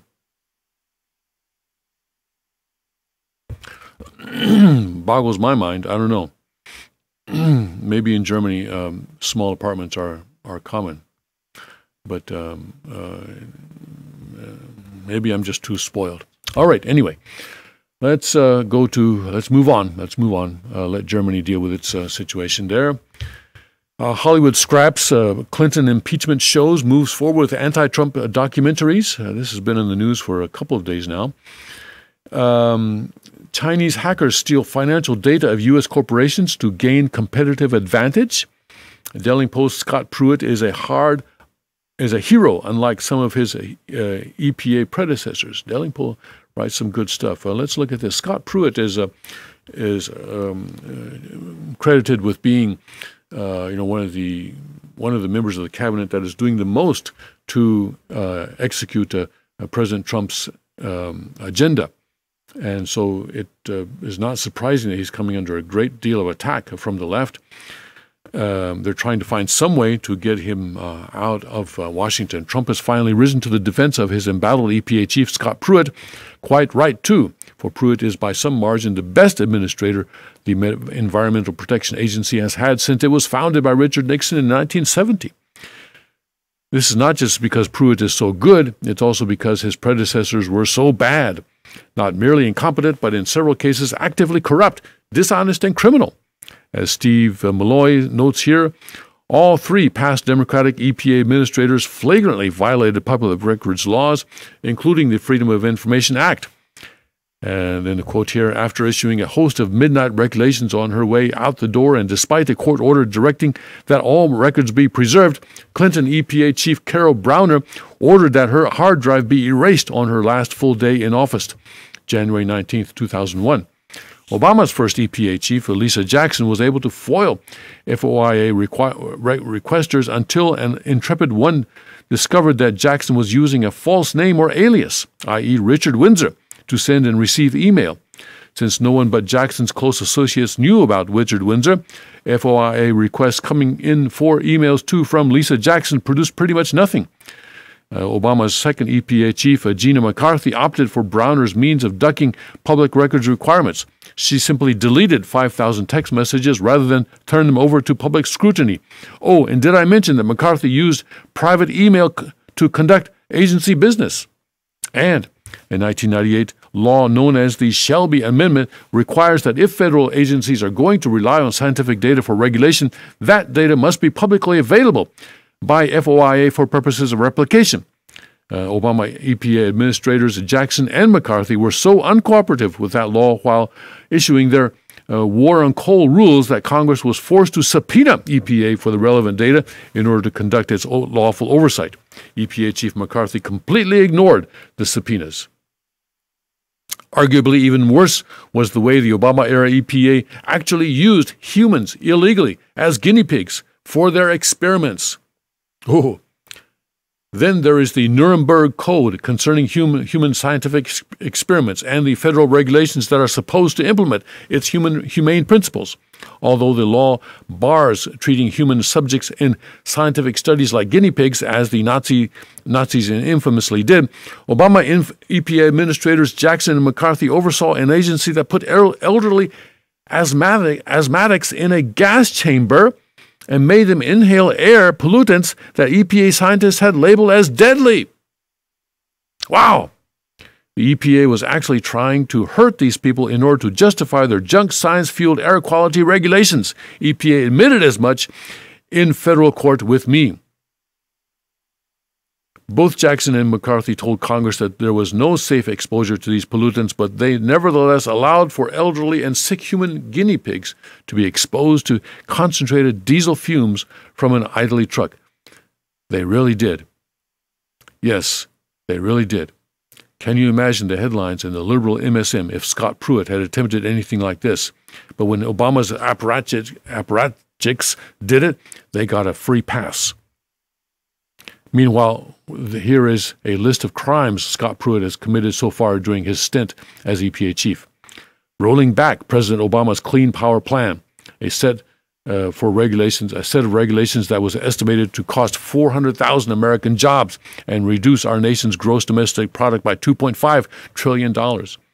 Addressing EPA's overbroad Waters of the United States rule, which threatened private property rights by considering even ditches that occasionally fill with rain as areas subject to federal jurisdiction.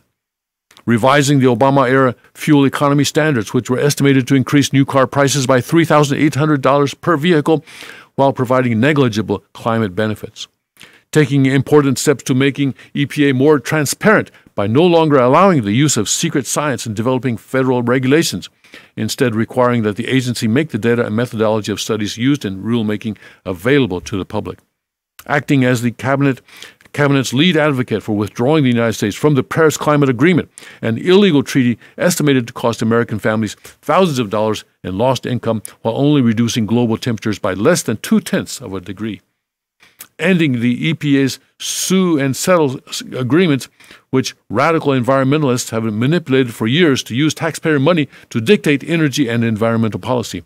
Refocusing EPA on its core functions like cleaning up the nation's most toxic Superfund sites. In his first year as secretary, the EPA cleaned up and removed 7 sites on the national priorities list. Hopefully re-engaging with state regulators, working to efficiently review state water quality standards in a timely manner, dropping wait times from 120 days to 60 days. Is it any wonder that the green blob is so keen to destroy him? Well, it's not any wonder at all. And I'm glad that President Trump has come out in support of Scott Pruitt, who is doing so much good as the head of the EPA. And the left is just screaming, trying to find some way to get him out of office.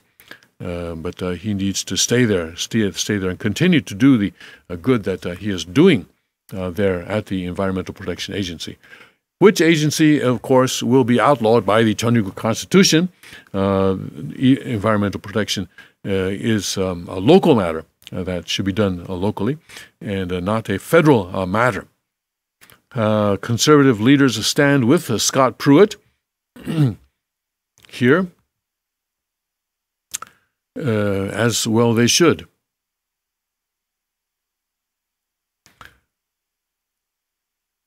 Washington, D.C., over 100 conservative leaders issued a movement-wide statement on Friday, which begins, quote, "Conservatives stand behind Scott Pruitt as administrator of the Environmental Protection Agency and thank him for the significant actions he has taken to implement President Trump's deregulatory agenda.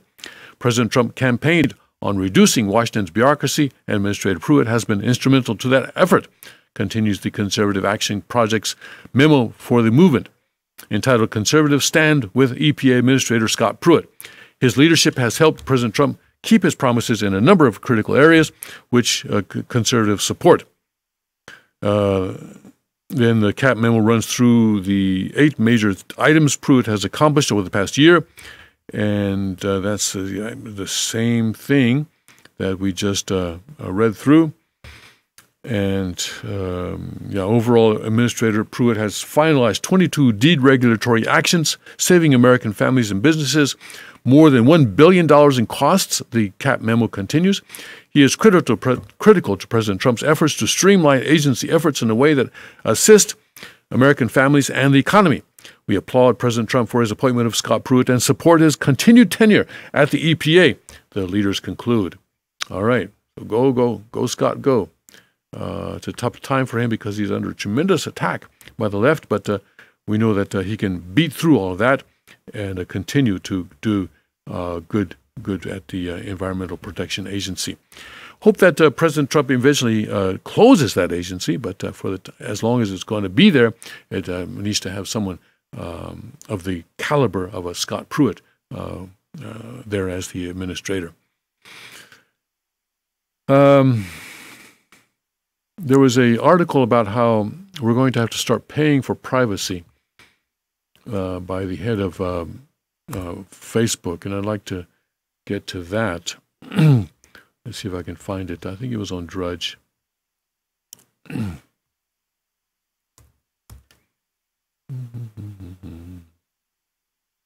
No, I guess not. Okay.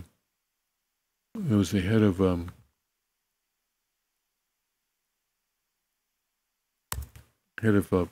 or one of the top executives of Facebook saying that if people want privacy, they may have to pay for it.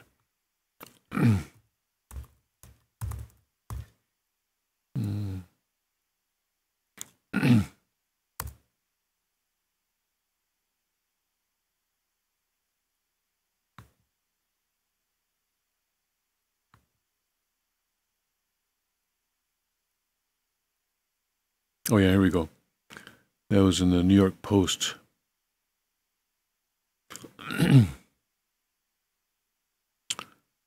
Yeah. Eventually, they say it's all free, and then they suck us all in, and then say, oh, yeah, now we're going to start making you pay for it. Facebook exec, if you want privacy, expect to pay for it. Yeah. These people. This is Sheryl Sandberg. Want privacy on Facebook? Cough up some cash. The social media site plans to extort users who want to keep their personal data away from advertisers by demanding they pay for the privilege, the company's second-in-command, Sheryl Sandberg, revealed on Friday. We have different forms of opt-out. We don't have an opt-out at the highest level, the Facebook chief operating officer said in an interview on NBC's Today. That would be a paid product. The 48-year-old billionaire's stunning announcement came days after Facebook admitted that the private information of as many as 87 million users was leaked to data firm Cambridge Analytica, which worked on President Trump's 2016 election campaign. And don't expect this to be the company's last privacy scandal, Sandberg added. I'm not going to sit here and say that we're not going to find more, she said, because we are. Sandberg admitted Facebook only recently began taking additional steps to secure user data, despite the leak first being discovered in December 2015. The site's officials, she explained, were led to believe at the time that Cambridge Analytica deleted the harvested data on its own. Led to believe. We should have checked, she conceded, skirting a question on whether the oversight was caused by greed or incompetence. They gave us assurances, and it wasn't until other people told us it wasn't true, she said. This, she said, was also why Facebook didn't let users know their data had been compromised 2 years ago. Sandberg denied that Facebook is a surveillance operation that turns its users into products by selling their data to advertisers. We don't pass any individual information back to the advertiser, she said, to which interviewer Savannah Guthrie shot back. You don't have to pass it because you collect all the information and then you target the ads for the advertiser. That's right. And that's a very good service, Sandberg replied, stressing that it was for small businesses. We are not sweeping up data. People are inputting data. People are sharing data with Facebook. The sharing of data is essential for Facebook's social experiences, like letting friends see your music playlists, she argued. There's the good causes for sharing. There's the good cases for sharing, and I think we are very idealistic and not rigorous enough, she said. She acknowledged that heads could roll for the breach, and that hers might be one of them. I serve at the pleasure of CEO Mark Zuckerberg and our board, and I will be here as long as they think I'm the right person to run this and to lead our response and to make sure that we can rebuild trust with people all over the world, Sandberg said. But at the end of the day, the people we hold responsible are me and Mark. Zuckerberg is set to testify before Congress on the scandal next week. On Monday, Facebook will inform all users whose data may have been shared with the firm. Facebook said on Wednesday that it would rewrite its terms of service to be more transparent about how it uses personal data.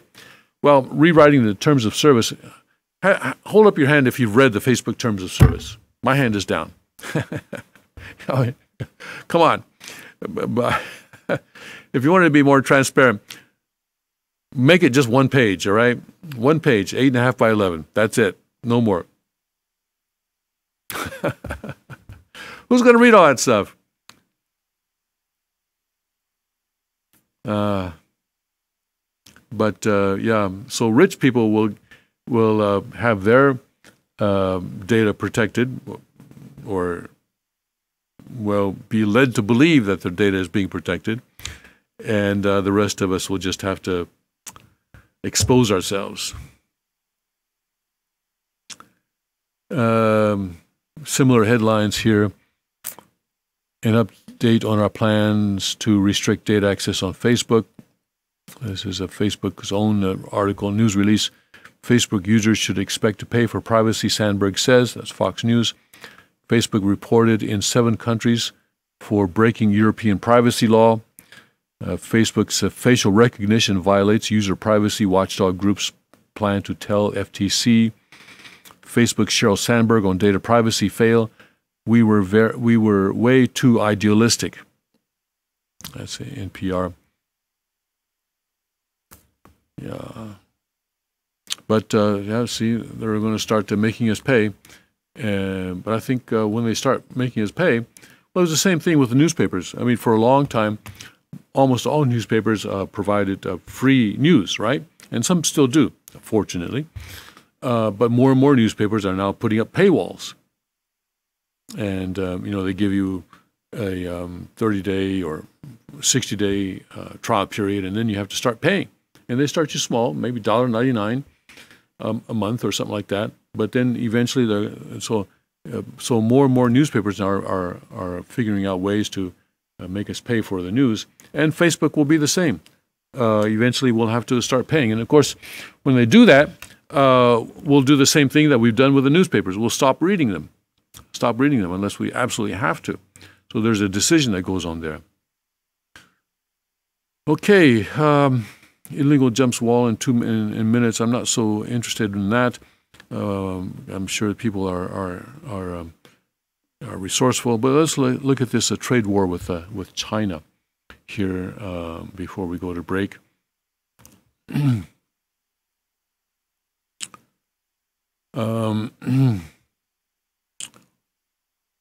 The escalating trade war confrontation between Washington and Beijing threatened to boil over Friday after President Donald Trump lashed out again and China called on the European Union to join the battle, sending global stocks into the red. It's interesting that China is now reaching out, trying to find allies in other parts of the world, trying to isolate the United States. And I think it's because they realize that they cannot go up against the United States on a one-on-one situation. And I think they're probably right. Trump remained defiant and argued the pain of the dispute will pay off in the end, while China said that his administration would only shoot itself in the foot if it didn't back down from the extremely wrong threats. Treasury Secretary Steve Mnuchin acknowledged that there was a risk of a trade war, but said the intention is to defend U.S. interests and the administration remains willing to negotiate. Big top White House economist advisor Larry Kudlow reversed himself and warned that the tariff threat is not a negotiating tactic. Global stock markets were unhappy with the turn of events as Wall Street dropped more than 2% following European and Asian markets lower. In the wake of the decision to impose steep tariffs on steel and aluminum imports, the United States on Tuesday published a list of $50 billion in Chinese goods to be hit by tariffs over what Washington says is widespread theft of intellectual property and technology. China retaliated by unveiling plans to levy $50 billion worth of major U.S. exports, including soybeans, cars, and small aircraft. Trump hit back late Thursday, instructing trade officials to consider tariffs on an estimated $100 billion in efforts. So this is kind of a poker game, isn't it? I see your $50 billion, and I raise you another $50 billion, another $100 billion. Rather than remedy this misconduct, China has chosen to harm our farmers and manufacturers, Trump said, calling Beijing's reaction unfair.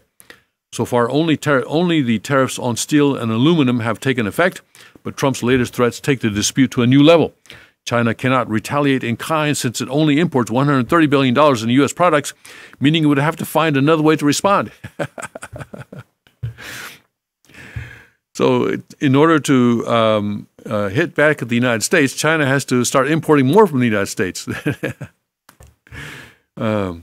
Amid widespread concern and calls for restraint from U.S. businesses and farm states most vulnerable to Chinese retaliation, Trump said Friday the outcome would be worth the short-term risk. I'm not saying there's not going to be any pain, he told WABC Radio in New York, but we're going to be much stronger for it. Speaking on CNBC, Mnuchin said Trump is not aiming to provoke a conflict with China, but he is determined to defend U.S. interests, and there is the potential of a trade war. However, he said the White House is willing to negotiate and is in regular contact with Chinese officials.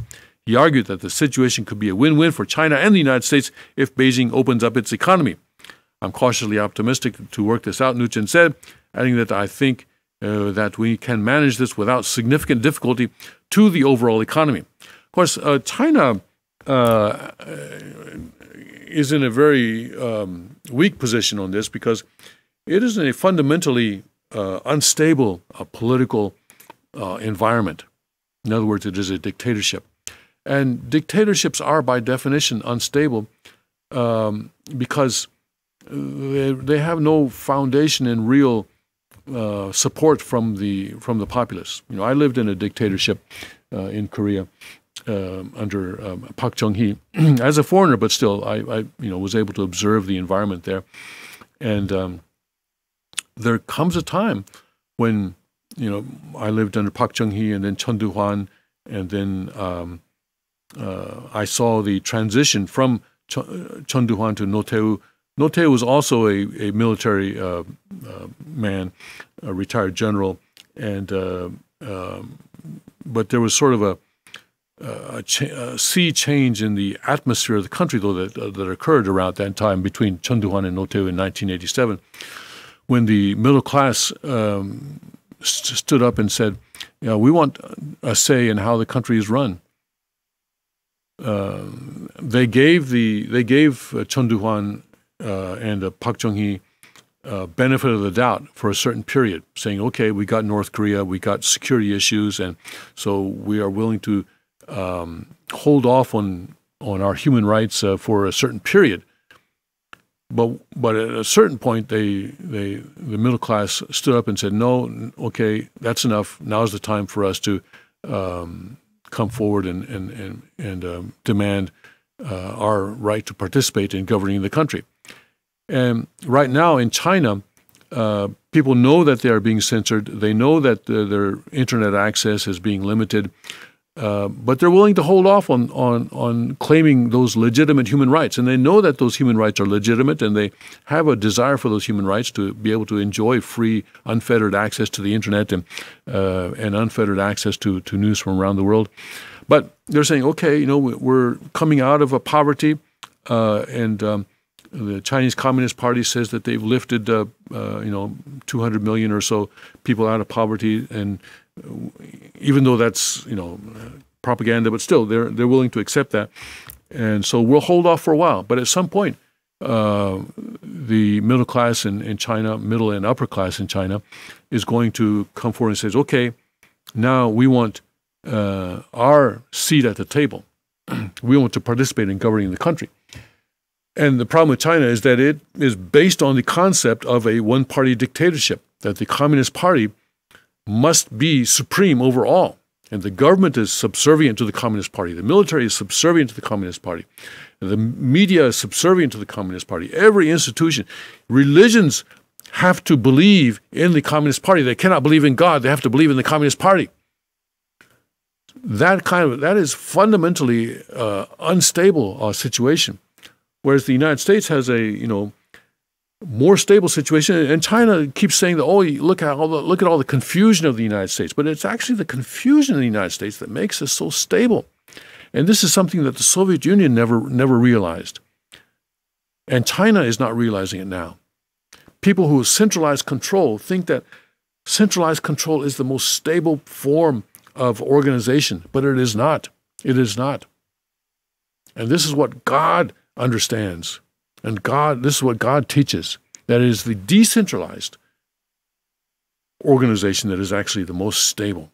If everything is decentralized and yet everyone is by their own choice, by their own free will, accepts a common goal, that is the most solid and strongest and most stable organization and community that you can ever create. That is why Cheongguk has to be decentralized. All right. I'm cautiously optimistic to work this out, Nugent said, adding that I think we can manage this without significant difficulty to the overall economy. Earlier in the day, Kudlow tried to ease market concerns, saying that the latest rounds of tariff threats were just a proposed idea which will be vetted by the U.S. Trade Representative. Later, however, he reversed course, telling reporters at the White House that the threats were not a bluff. Trump is not just using tariffs as a negotiating card. He said that to me, Kudlow warned, something has to change on China's policies towards intellectual property rights. Well, that's certainly true. China vowed to fight back immediately and without hesitation, the state media said. It is a battle between unilateralism and multilateralism, and between protectionism and the free trade as well, Commerce Ministry spokesman Gao Feng said, according to official news agency Xinhua. They don't understand free trade. They wouldn't know free trade if it came up and bit them. Anyway, he warned that any threat to multilateralism would severely imperil the global economic recovery. China also urged the European Union to join it in taking a clear stance against U.S. protectionism, calling for Brussels and Beijing the two Bs, Brussels and Beijing, jointly preserve the rules-based multilateral trade order, said Zhang Ming, the head of the Chinese mission to the EU. The Chinese appeal came after it filed 2 complaints at the World Trade Organization claiming the United States has violated global trading rules, a charge the White House dismissed. In his statement, Zheng warned that protectionist moves under the pretext of national security will undermine the credibility of the WTO-centered multilateral trade system and the rules-based global trade order. Well, at least they know what to say. They have the right words, but Trump Trump responded by once more dismissing the WTO as unfair to the United States. He complained that the WTO considers China a developing nation when it actually is actually a great economic power. They therefore get tremendous perks and advantages, especially over the U.S. Trump tweeted, the WTO is unfair to U.S. Mnuchin noted that the U.S. tariffs on $50 billion of Chinese goods represented about 10% of imports from that country, while China's retaliation amounts to 38% of U.S. exports. We're going to protect our farmers, he said. Oxford economics analysts estimate the threatened U.S. tariffs cumulatively represent 30% of total U.S. imports from China, and if imposed, the loss of a gross domestic product over 2018-2019 could reach 0.3% of each economy. The latest actions risk putting the countries on a slippery slope towards a trade war, they said. So that's the situation. President Trump playing a high-stakes poker game with China, and sure hope he wins. Sure hope he wins. Be messy, pretty messy if he doesn't. But I suspect he will. But it depends, of course, on whether liberals in the United States, leftists in the United States, are able to frustrate his efforts. All right, let's take a break now, and we'll come back with more news from a Chonigo perspective after this.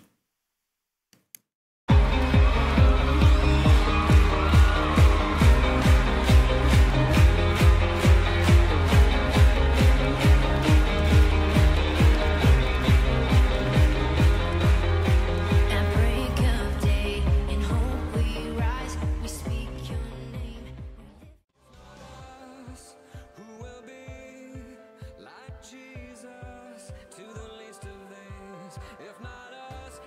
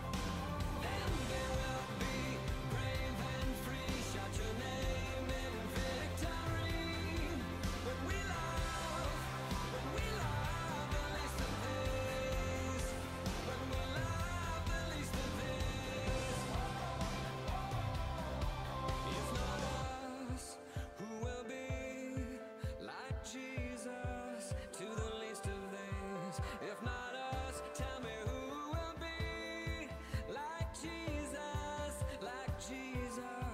to the least of these. Boys become kings, girls will be queens, wrapped in your majesty.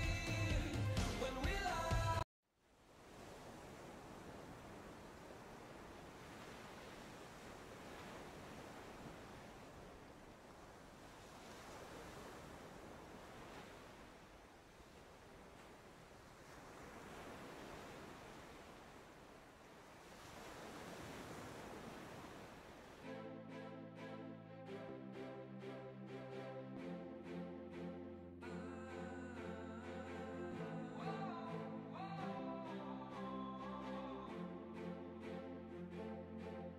Little hands, shoeless feet, lonely eyes looking back at me.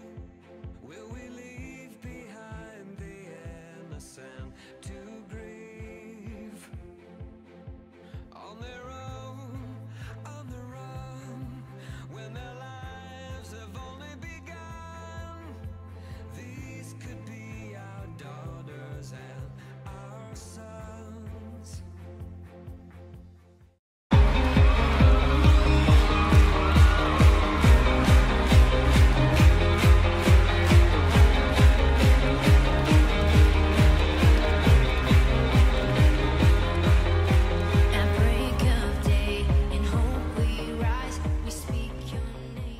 Welcome back to the King's Report for April 7th of 2018. Tim Elder sitting in for the second king of Chanuk, Hyung Jin-moon. During the break, I couldn't stop thinking about that apartment in Cologne where the housing authority housed a migrant family with 6 children in a apartment that they said was 35 square meters, and I calculated that to be 377 square feet. So I went on YouTube to try to find out, if I could find a video of an apartment that size, to give an idea of exactly where this family of 6 children is living. And I found one. I'd like to, let's look at it.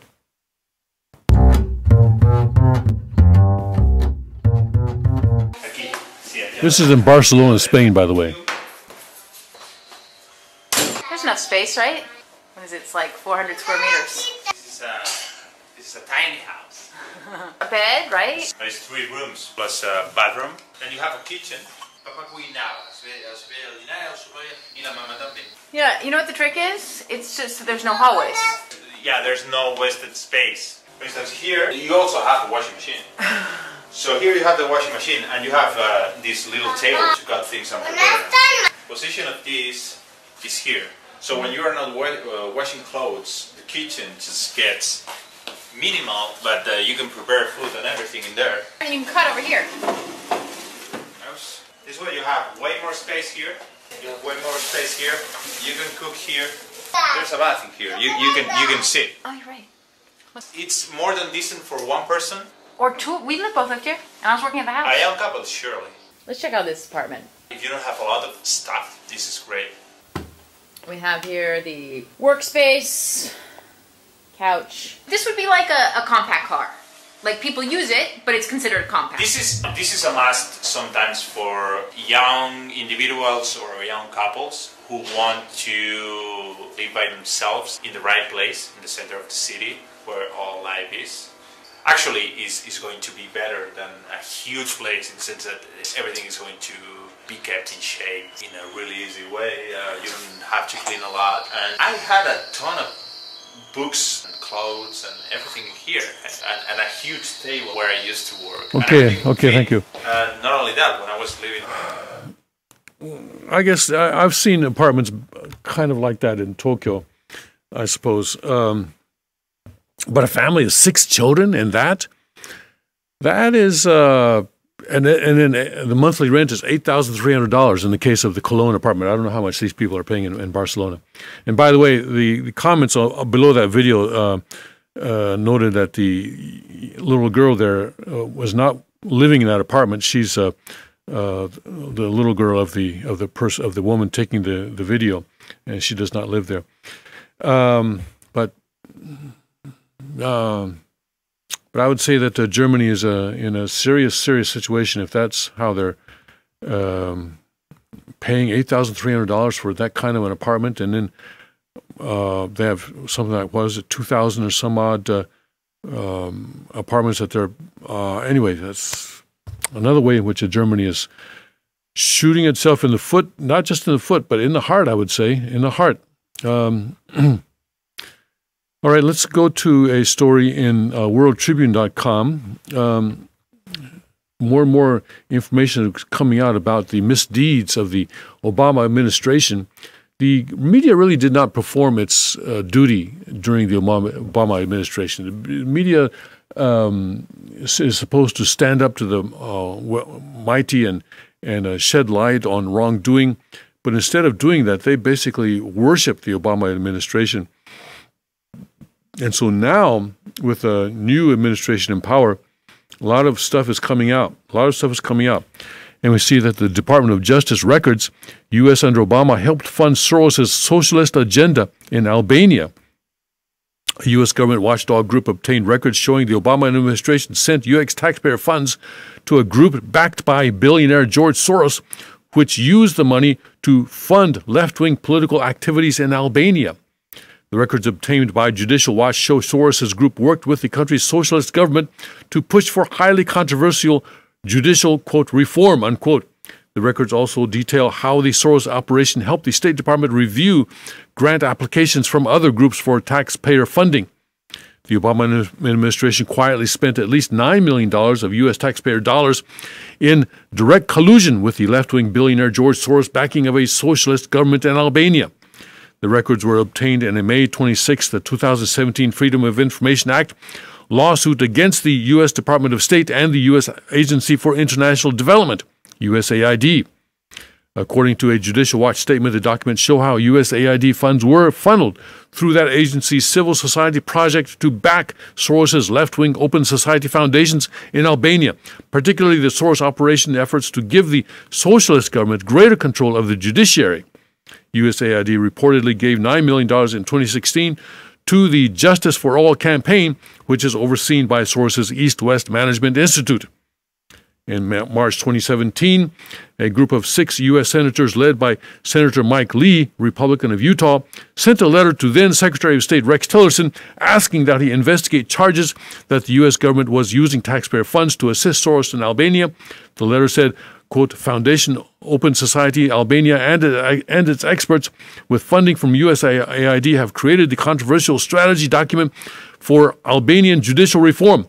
Some leaders believe that these reforms were ultimately aimed to give the Prime Minister and left-of-center government full control over the judiciary.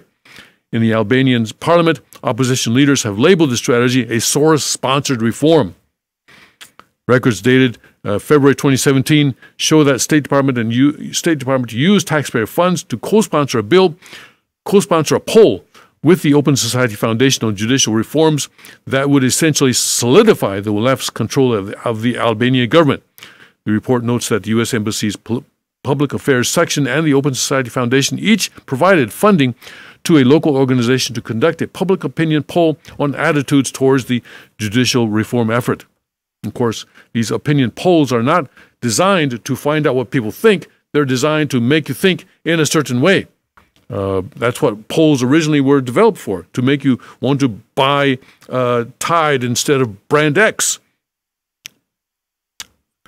So in February 2017, of course, was after the inauguration of President Trump. So that is an example of how the deep state left or inherited by President Trump has continued to undermine his efforts and undermine American interests.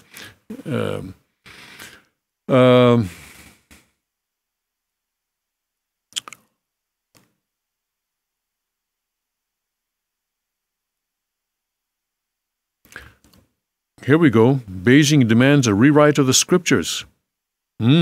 Rewriting scriptures. Hey, where have I heard that before? No one would dare that, huh? Unholy Bible. Beijing demands a rewrite of the scriptures. This is going on my Facebook page. China has removed the Bible and other Christian books from online bookstores as part of what observers say is President Xi Jinping's demand that all religions in the country be Sinicized. Sinicized means to be made Chinese. To be Sinicized, the Bible would have to be rendered compatible with the beliefs and programs of the Chinese communist ideology and purged of Western influence and control. This is noted by Breitbart News in a April 4th report. The Marxist-Leninist ideology denies the existence of God. Hey, all you need is rewrite the Bible so that it denies the existence of God. Then it's okay. Last week, China announced its efforts to enhance Chinese-style Christianity by reinterpreting and retranslating the Bible. The announcement came in a white paper on religious freedom titled Principles for Promoting the Chinese Christianity in China for the Next 5 Years, which was launched in Nanjing on February 28th, 2 days before Bibles started disappearing from websites, the Breitbart report said. The Bible is not officially approved by the Chinese government for publication and therefore is technically an illegal publication that cannot be sold and can only be circulated in churches. China manages religious affairs in accordance with the law, adheres to the principles of independence and self-management, actively guides religions to adapt to the socialist society, and unites religious believers and non-believers to the greatest extent, the white paper said. Breitbart noted that the keyword search for Bible on the Chinese social media platform Weibo saw a massive spike on March 31, followed by a sharp nosedive to 0 on April 1, spawning suspicions that the government had censored the word. At the same time, coinciding with the publication of the white paper, users of Chinese social media started observing that Bibles were vanishing from e-commerce platforms such as Alibaba's Taobao, Jingdong, Amazon China, and Dangdang.com. China's biggest online bookstore, I guess, is Dangdang. Searches for the Bible at online shops began turning up no results, the report said. Some on social media have posted screenshots of their chats with bookshop owners who they said were forced to take the Bible off their shelves. Zhang Yizheng, the leader of the United Front Work Department, which oversees religion in China. Okay, so the United Front Work Department. Now, United Front is actually a communist term, and it signifies a situation where the Communist Party allows other parties and other entities to continue to exist independent of the Communist Party. But these other entities, organizations, and so forth, have to join the Communist Party in a united front. United front against, front implies a war type situation or a battle type situation, that kind of a front. And so a united front means a united front against, the bourgeoisie or the capitalists or, whoever it is that they're fighting against. So that is why the United Front would oversee religions, because the Christian church, the Buddhist religion, or Confucianism or whatever are allowed to exist, but they have to join the Communist Party under this United Front. They call it the United Front Work Department. So that's where that comes from. Zhang Yizheng, the leader of the United Front Work Department, which oversees religion in China, said at the October Chinese Communist Party Congress that any religious faith must subscribe to the country's socialist core values. You see, so it's a united front, but it's just a way of co-opting other organizations into the Communist Party and also making it appear that there is a diverse society in the country, when in fact it is not. Because the religious faith has to subscribe to the country's socialist core values. Zhang said the party had a long way to go to sinicize religion, which required preventing anyone from, quote, taking advantage of religion to harm national security, unquote, or, quote, endangering national security, unquote. Of course, endangering national security means endangering the one-party dictatorship of the Communist Party of China.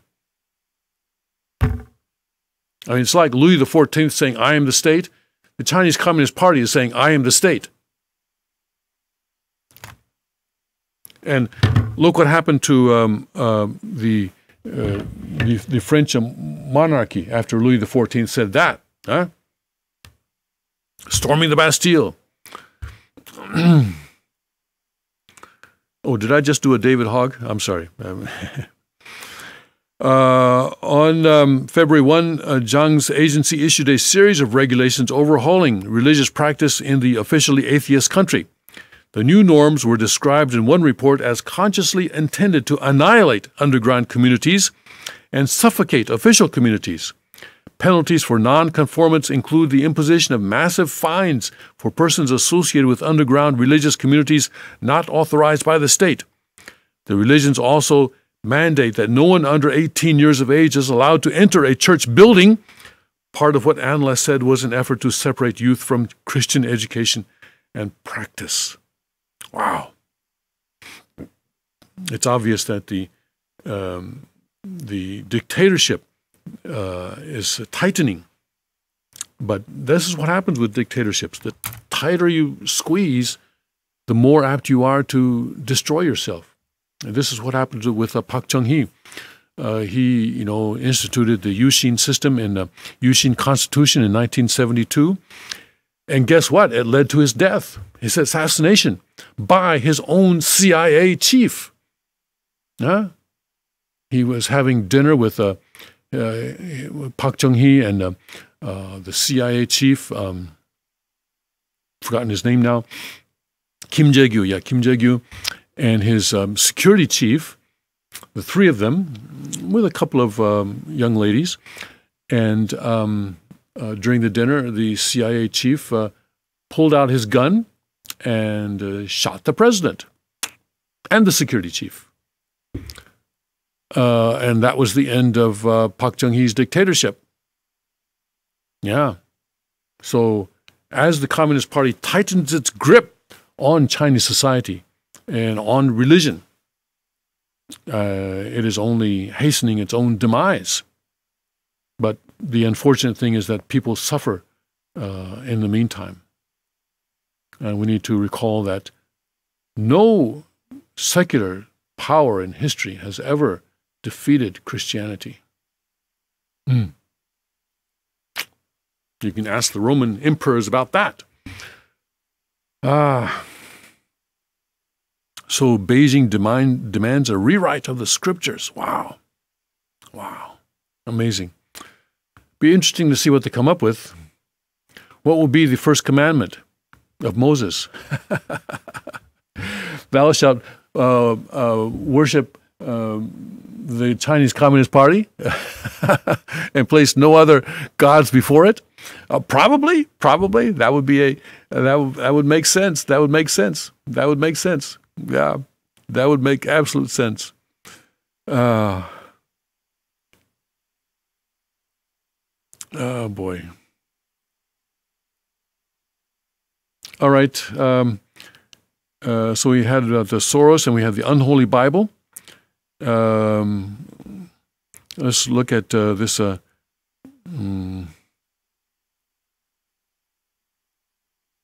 Let's go someplace else. Let's go back to Drudge and see what else is happening on Drudge. This illegal jumping the wall. Not interested in that. Federal budget near $600 billion in the first half of 2018. President Trump is really sacrificing a lot to try and get money to the military, he says. That's what he says it's for, and so he's giving the Democrats whatever they want, pretty much. Democrats are saying they are getting 80% of what they want, and he's doing that, he says, in order to for the purpose of national security. Deficit near $600 billion in first half of 2018. The federal budget deficit hit $598 billion in the first half of the 2018 fiscal years. That's because that would be from October through March that 6-month period is the first half of the fiscal 2018 because the federal fiscal year begins in October. Federal budget deficit hit $598 billion in the first half of the 2018 fiscal year, according to the Congressional Budget Office, quickly outpacing the deficit of recent years. At the same point in 2017, the deficit was $78 billion lower. That year, the entire deficit amounted to $666 billion, just 11% higher than the amount the U.S. government had to borrow in the first half of 2018. The fast increasing deficit expanded as government outlays grew 2.5 times faster than revenues. On the revenue side, which was up 2% over the last year, GOP tax reforms ate into individual tax revenue and slashed corporate revenue by $22 billion or 22%. On the spending side, the Social Security outlays increased $19 billion or 4%, while interest payments on debt increased $18 billion or 12%. That's the scary one. Interest payment on debt increased by $18 billion or 12%. Because as the Fed raises the interest rate, the U.S. government is going to have to pay more and more money, pay out more and more money for interest on the debt that we already have. Even as it is borrowing more and more. It's crazy, folks, and it's got to go down. It's got to go down. Things cannot continue this way. It's got to crash. It's going to crash and burn. It's going to hurt a lot when it does. Meanwhile, disaster relief effort drove Homeland Security spending up $14 billion, a 56% increase. Defense spending also rose $12 billion, a 4% increase. Budget watchers have warned that the combination of the massive unfunded tax cut the GOP passed last year on top of a spending deal that busted through present budget caps would lead the U.S. deficit past $1 trillion by 2019.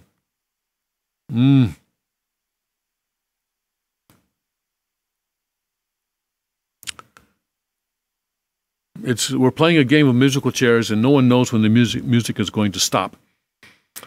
And it's getting worse and worse. We're at $21 trillion now.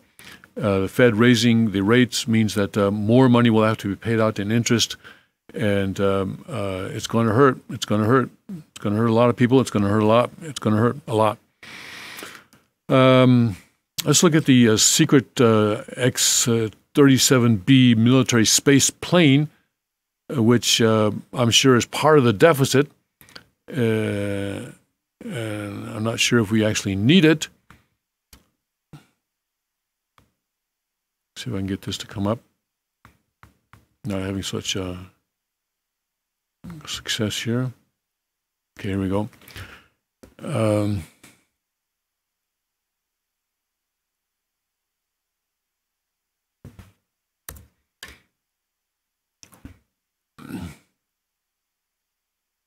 Eventually, we'll go into space, I expect. That's my expectation. I believe I saw where Father said that God wants the entire physical universe to be filled with human beings. That'll take some time, but, we still have to work out this original sin thing and make sure that when we expand out into space, when we scale up this thing, that it'll be God's lineage that is expanding. And until that's worked out, I don't think we should go too far into space. The U.S. Air Force's X-37B space plane has winged past 200 days in orbit in its latest clandestine mission. That mission, known as Orbital Test Vehicle 5, began September 7th, 2017, when the robotic spacecraft launched atop a SpaceX Falcon 9 booster from NASA's Kennedy Space Center in Florida. According to Air Force officials, one payload flying on OTV-5 is the Advanced Structurally Embedded Thermal Spreader, or ASETS-11, of the U.S. Air Force Research Laboratory. This cargo is testing experimental electronics and oscillating heat pipes for long durations in the space environment. I'm not sure this needs to be a part of the deficit. The 37B has been and remains a technology demonstrator, said Joan Johnson-Fries, a professor in the National Security Affairs Department at the Naval War College in Newport, Rhode Island. I don't know, this seems to be the kind of thing that we would do if we were just, had all kinds of money and didn't know what to do with it. Like if we won the lottery or something, then we might do something like this. But when we're $21 trillion in debt, and we're what is it? we're testing oscillators in space, testing experimental electronics and oscillating heat pipes for long durations in the space environment. I don't know. If I were president, I think I would kill this. Given that most space technology is dual use, with the ever-increasing sway toward warfare in space, it's likely that the more militaristic uses of space planes will be pursued more vigorously and likely openly, given the presidential administration's proclivity toward chest thumping, she told Space.com, expressing her personal view. That sounds very much like a personal view. How long the unpiloted, reusable craft will stay aloft is unknown, but experts have said it's likely to land at KSC's shuttle landing facility, as the OTV-4 mission did back on May 7, 2017. That was a first for the program, as all prior missions had ended with a tarmac touchdown at Vandenberg Air Force Base in California. Each 37B mission has set a new flight to duration record for the program. OTV-1 concluded in 2010 after 224 days in orbit. Etc. Risk reduction role. The Air Force Rapid Capabilities Office manages the X-37B project, using it to perform risk reduction, experimentation, and concept of operations development for reusable space vehicle technologies. You know, I'm sure the people involved in this can give you a very good reason why they're doing it. But seems like a luxury to me. Anyway, when the economy crashes, this thing is probably going to crash as well. They'll run out of money. The space drone has a payload bay of about the size of a pickup truck bed, which can be outfitted with a robotic arm. X-37B has a launch weight of 11,000 pounds and is powered in orbit by gallium arsenide solar cells with lithium-ion batteries. This classified X-37B program fleet consists of two known reusable vehicles, both of which were built by Boeing, looking like a miniature version of NASA's now retired Space Shuttle Orbiter. The military space plane is 29 feet long and 9.6 feet tall, with a wingspan of nearly 15 feet. The orbital path of the currently flying space plane is a tad puzzling, said Ted Molkzun, a Toronto-based satellite analyst. There were indications that OTV-5 went to a significantly higher inclination orbit than previous OTV missions, he told Space.com. There was too little information to narrowly constrain a search. Molzan said he assisted in one fruitless search, but it was of the roughly 44-degree inclination orbit implied by the OTV-5 launches noticed to airmen. The routine report put out to warn any aircraft pilots who may be near the flight path. The final orbit may be more like 60 degrees, he said. If an object is not found within days or a few weeks of launch, then the trail goes cold and discovery depends on a chance sighting. So, don't know where it is, don't know what it's doing. But I'm sure everything will be all right.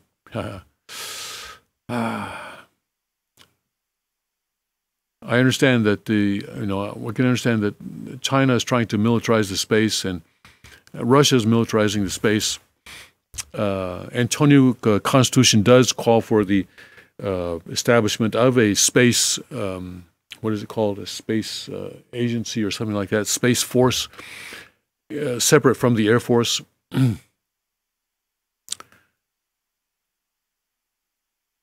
But those kinds of legitimate issues are used by globalists and the warmongers to justify all kinds of extravagant funding. And it seems to me that this is one of those situations, one of those cases. This is an obvious case that needs to be where we need to be looking much more closely at it, but it's secret, and so we're not able to do that.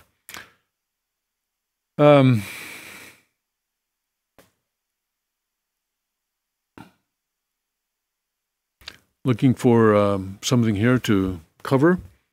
And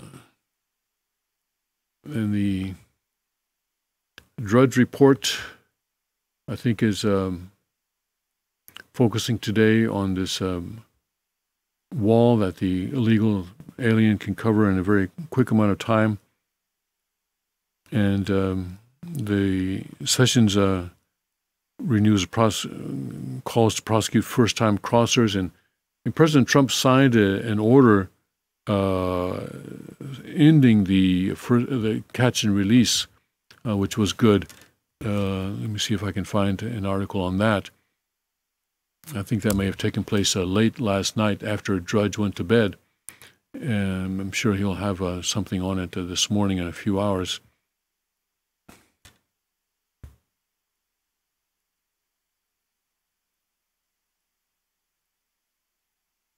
Mm-hmm.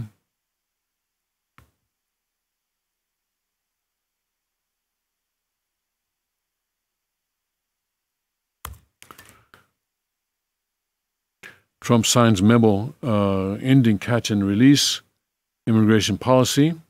Well, not so long ago. This was by Reuters 12 hours ago, so that means it was around 7 p.m. or so, 7 or 8 p.m. U.S. President Donald Trump signed a memorandum on Friday ordering the end of a policy known as catch and release, in which illegal immigrants are released from detention while awaiting a court hearing on their status. As part of the memo, Trump asked Defense Secretary Jim Mattis to produce a list of military facilities that could be used to detain illegal immigrants. Ooh, that's going to be a lot. That is going to be a lot. Mm-hmm. And I guess maybe Gitmo will find a new use. That's the base in Cuba. Trump administration ends catch and release as it reforms immigration policies. Trump signs memo ordering end to catch and release immigration policy. I think these articles are pretty much the same thing. Let's look at The Hill. It sometimes covers articles more in depth.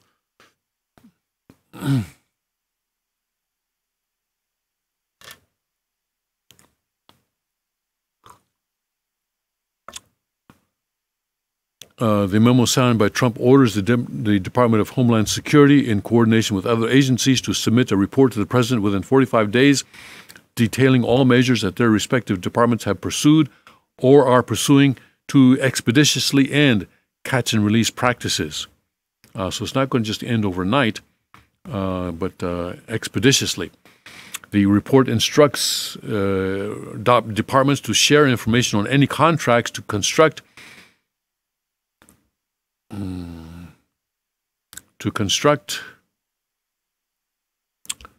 being blocked by this ad.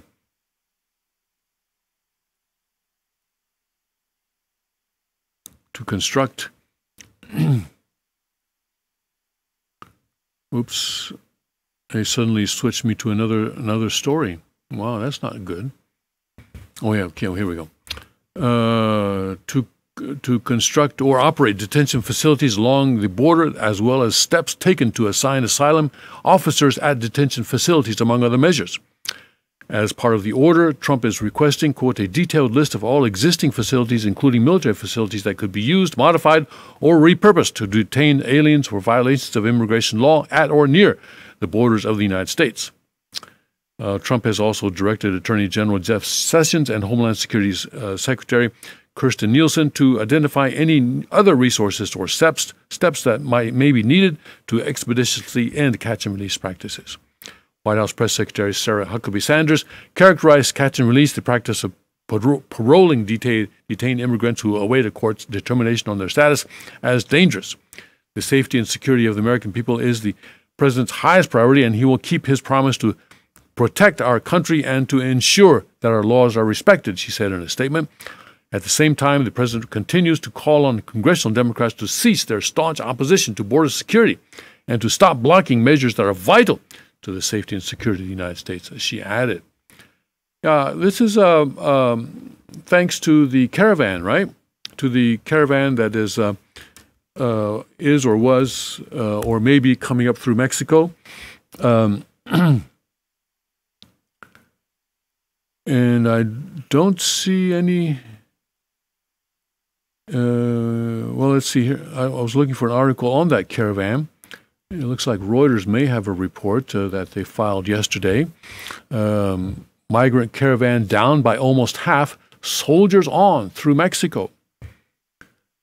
A caravan of Central American migrants pressed on through Mexico on Friday, greatly diminished in size a day after hundreds of exhausted members left a field where they had been stranded all week, pressured by government officials who have been under fire from U.S. President Donald Trump. About 800 people were left in the caravan, said Ireneo Mujica, director of Puebla Sin Fronteras, a group that has since 2010 been staging annual caravans to ensure safe passage for migrants and draw attention to their rights. So how come we're only hearing about it this year? I don't know. This year's caravan had about 1,500 migrants at its peak, but people began to leave the group after immigration authorities stalled it in the southern city of Matias Romero and screened men, women, and children following pressures from Trump. Organizers later decided to end the caravan in Mexico City instead of the U.S. border, as had previously been intended. Puebla Sin Fronteras director Mujica told Mexican radio from Campo Nuevo in the eastern state of Veracruz that he was with about 150 migrants from the caravan who were waiting to board a train on Friday. Another 600 migrants, he said, mostly from El Salvador, Guatemala, and Honduras, had already made it to the central city of Puebla for a conference with U.S. and Mexican immigration lawyers who were due to give instructions on how to seek asylum. Oh, 2 words: credible fear, credible fear, credible fear. Earlier, he had told Reuters the group was struggling to find transportation for the migrants, but by Thursday evening, most of the women and children had boarded buses, leaving the park, which since Sunday had been littered with piles of clothes and makeshift tents. The men, packs on their backs and lacking bus fare, prepared to board a freight train or walk 24 hours to the next city. Though not all of the migrants in the caravan who spoke with Reuters said that they wanted asylum in the United States or Mexico, at least a dozen described facing lethal threats from gangs or even their own authorities.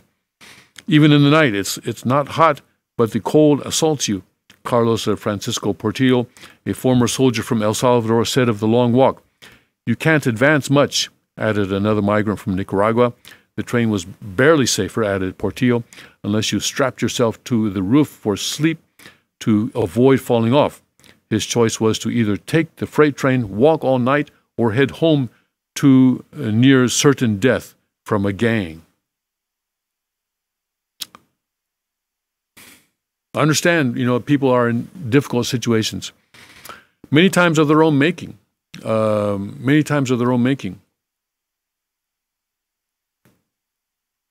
I think people in countries who are under dictatorships have to stand up against those dictatorships. People who are in countries like Honduras that have extremely high murder rates need to find ways to come together, band together, and find ways to protect yourselves.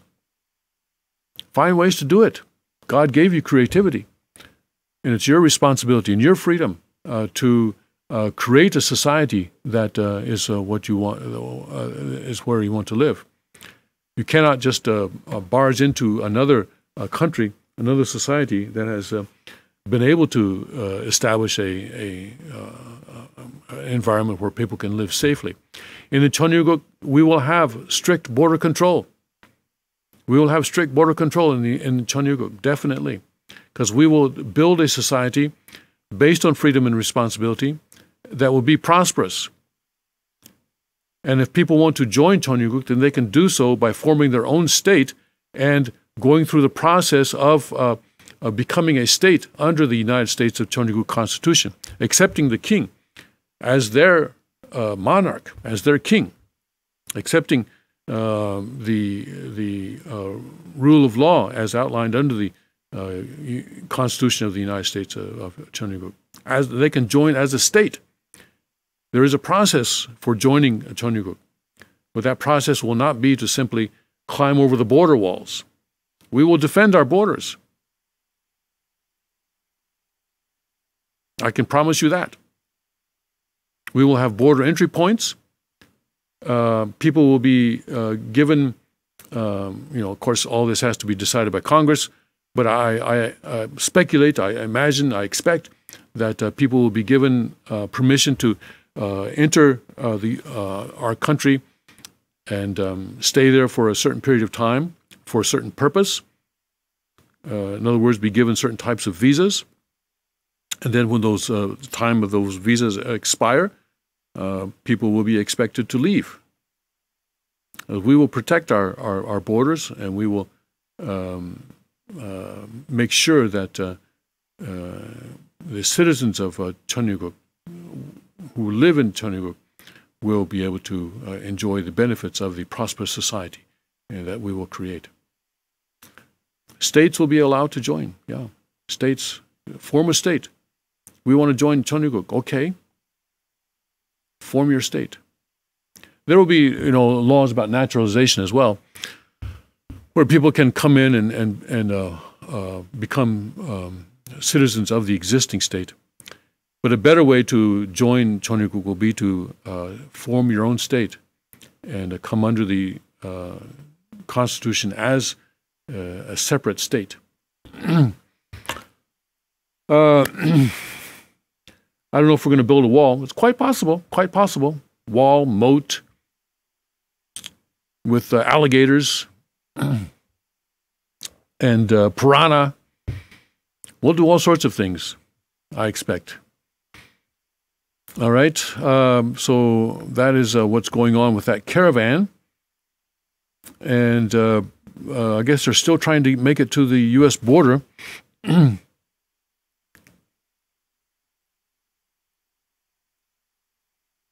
But the caravan is bringing about all sorts of unintended consequences, I suppose you could say. It has basically brought an end to the catch and release program. That is a good consequence that caravan has brought about. Thanks very much. And it has brought President Trump to make a decision that no more DACA, no more delayed action for childhood arrivals. The DACA people will be able to blame the caravan for that.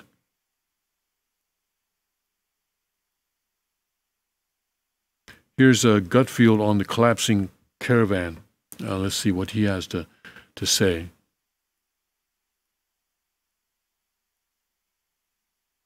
And it's actually not even a large caravan, 1,500 people.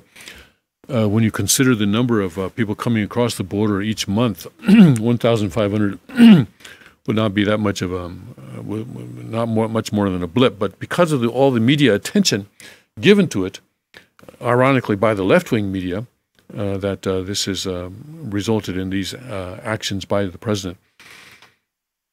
When they send people, president sends troops. President Donald Trump, I've been speaking with General Mattis. We're going to be doing things militarily until we can have a wall and proper security. We're going to be guarding our border with the military. It's a big step. We really haven't done that before, certainly not very much before. Well, it's a plan. That's the end of President Trump's quotation, which means to the media it's a crackdown. Yet any response short of waving the caravan through is drastic. But if you want to prove a need for that wall, send 1,000 people to our border as a political stunt. I mean, are we sure Trump didn't plan this? He'll never get a better visual aid for his argument. Thanks, Honduras. Fact is, all societies frown on line cutting. Without a line, you have chaos. The exception, dire need. At the ER, a heart attack trumps a flu, even if the flu got there first. And that's why the caravan backfired. It was political, calculated, designed to challenge the idea of a border. And it hurts everyone who really wants to come here. Just ask anyone who did it legally. And you wonder why Trump's approval climbs. Yes, there are daily shifts, but the story is a long-term trend, not the absolute level of approval. So why the rise, even as the media punishes collusion, stormy, and chaos? Could it be that America loves the underdog and the media has made Trump into that very thing by relentlessly demonizing him? Controversies become background noise to other things in life. The other thing being job numbers, tax cuts, terror, progress with the looming nuclear threat that is North Korea, and yes, immigration. So despite a panicky press, issues seem to matter more to you than the media's mud. And perhaps those obsessing over the latest rumor may actually be helping Trump. Maybe actually helping Trump out. How hilarious! The same network that elected Trump, CNN, may end up re-electing him. Yes, CNN re-electing Trump. The ironies of life. Things have unintended consequences, and that I think is what's happening with the leftist media's emphasis on this caravan. Oh, they're women and children. How can you stop them? The only threat they pose to U.S. security is dirty diapers, and not even many of those is what they were saying. But now, no more DACA, no more catch and release. President Trump is cracking down on immigration. He's sending the National Guard to the border. All because of this one caravan. And this caravan has given him the cover, you could say, to do all these things. All right. Well, we didn't get to the story on the man raised by wolves, disappointed with human life, or the teen that died from an explosion of a makeshift cannon. But I'm sure that those situations will work themselves out. So I wish everybody a happy weekend, Saturday. Be productive. Get out into nature. It's still a little bit cold here in Northeast Pennsylvania, but spring is coming. Spring is coming. I know it comes every year, so it will come again this year. My first spring here, it got to be the end of April, and still the trees didn't have leaves. And I was wondering, what is going on? Is the spring ever going to come? Then the first week of May, boom, all the trees had leaves. And it was a beautiful, beautiful spring that year. All right, let's conclude our broadcast here. Get out into nature with your spouse, husband and wife together, uniting in love, experiencing God's love. So, God bless, Godspeed, and may His kingdom come.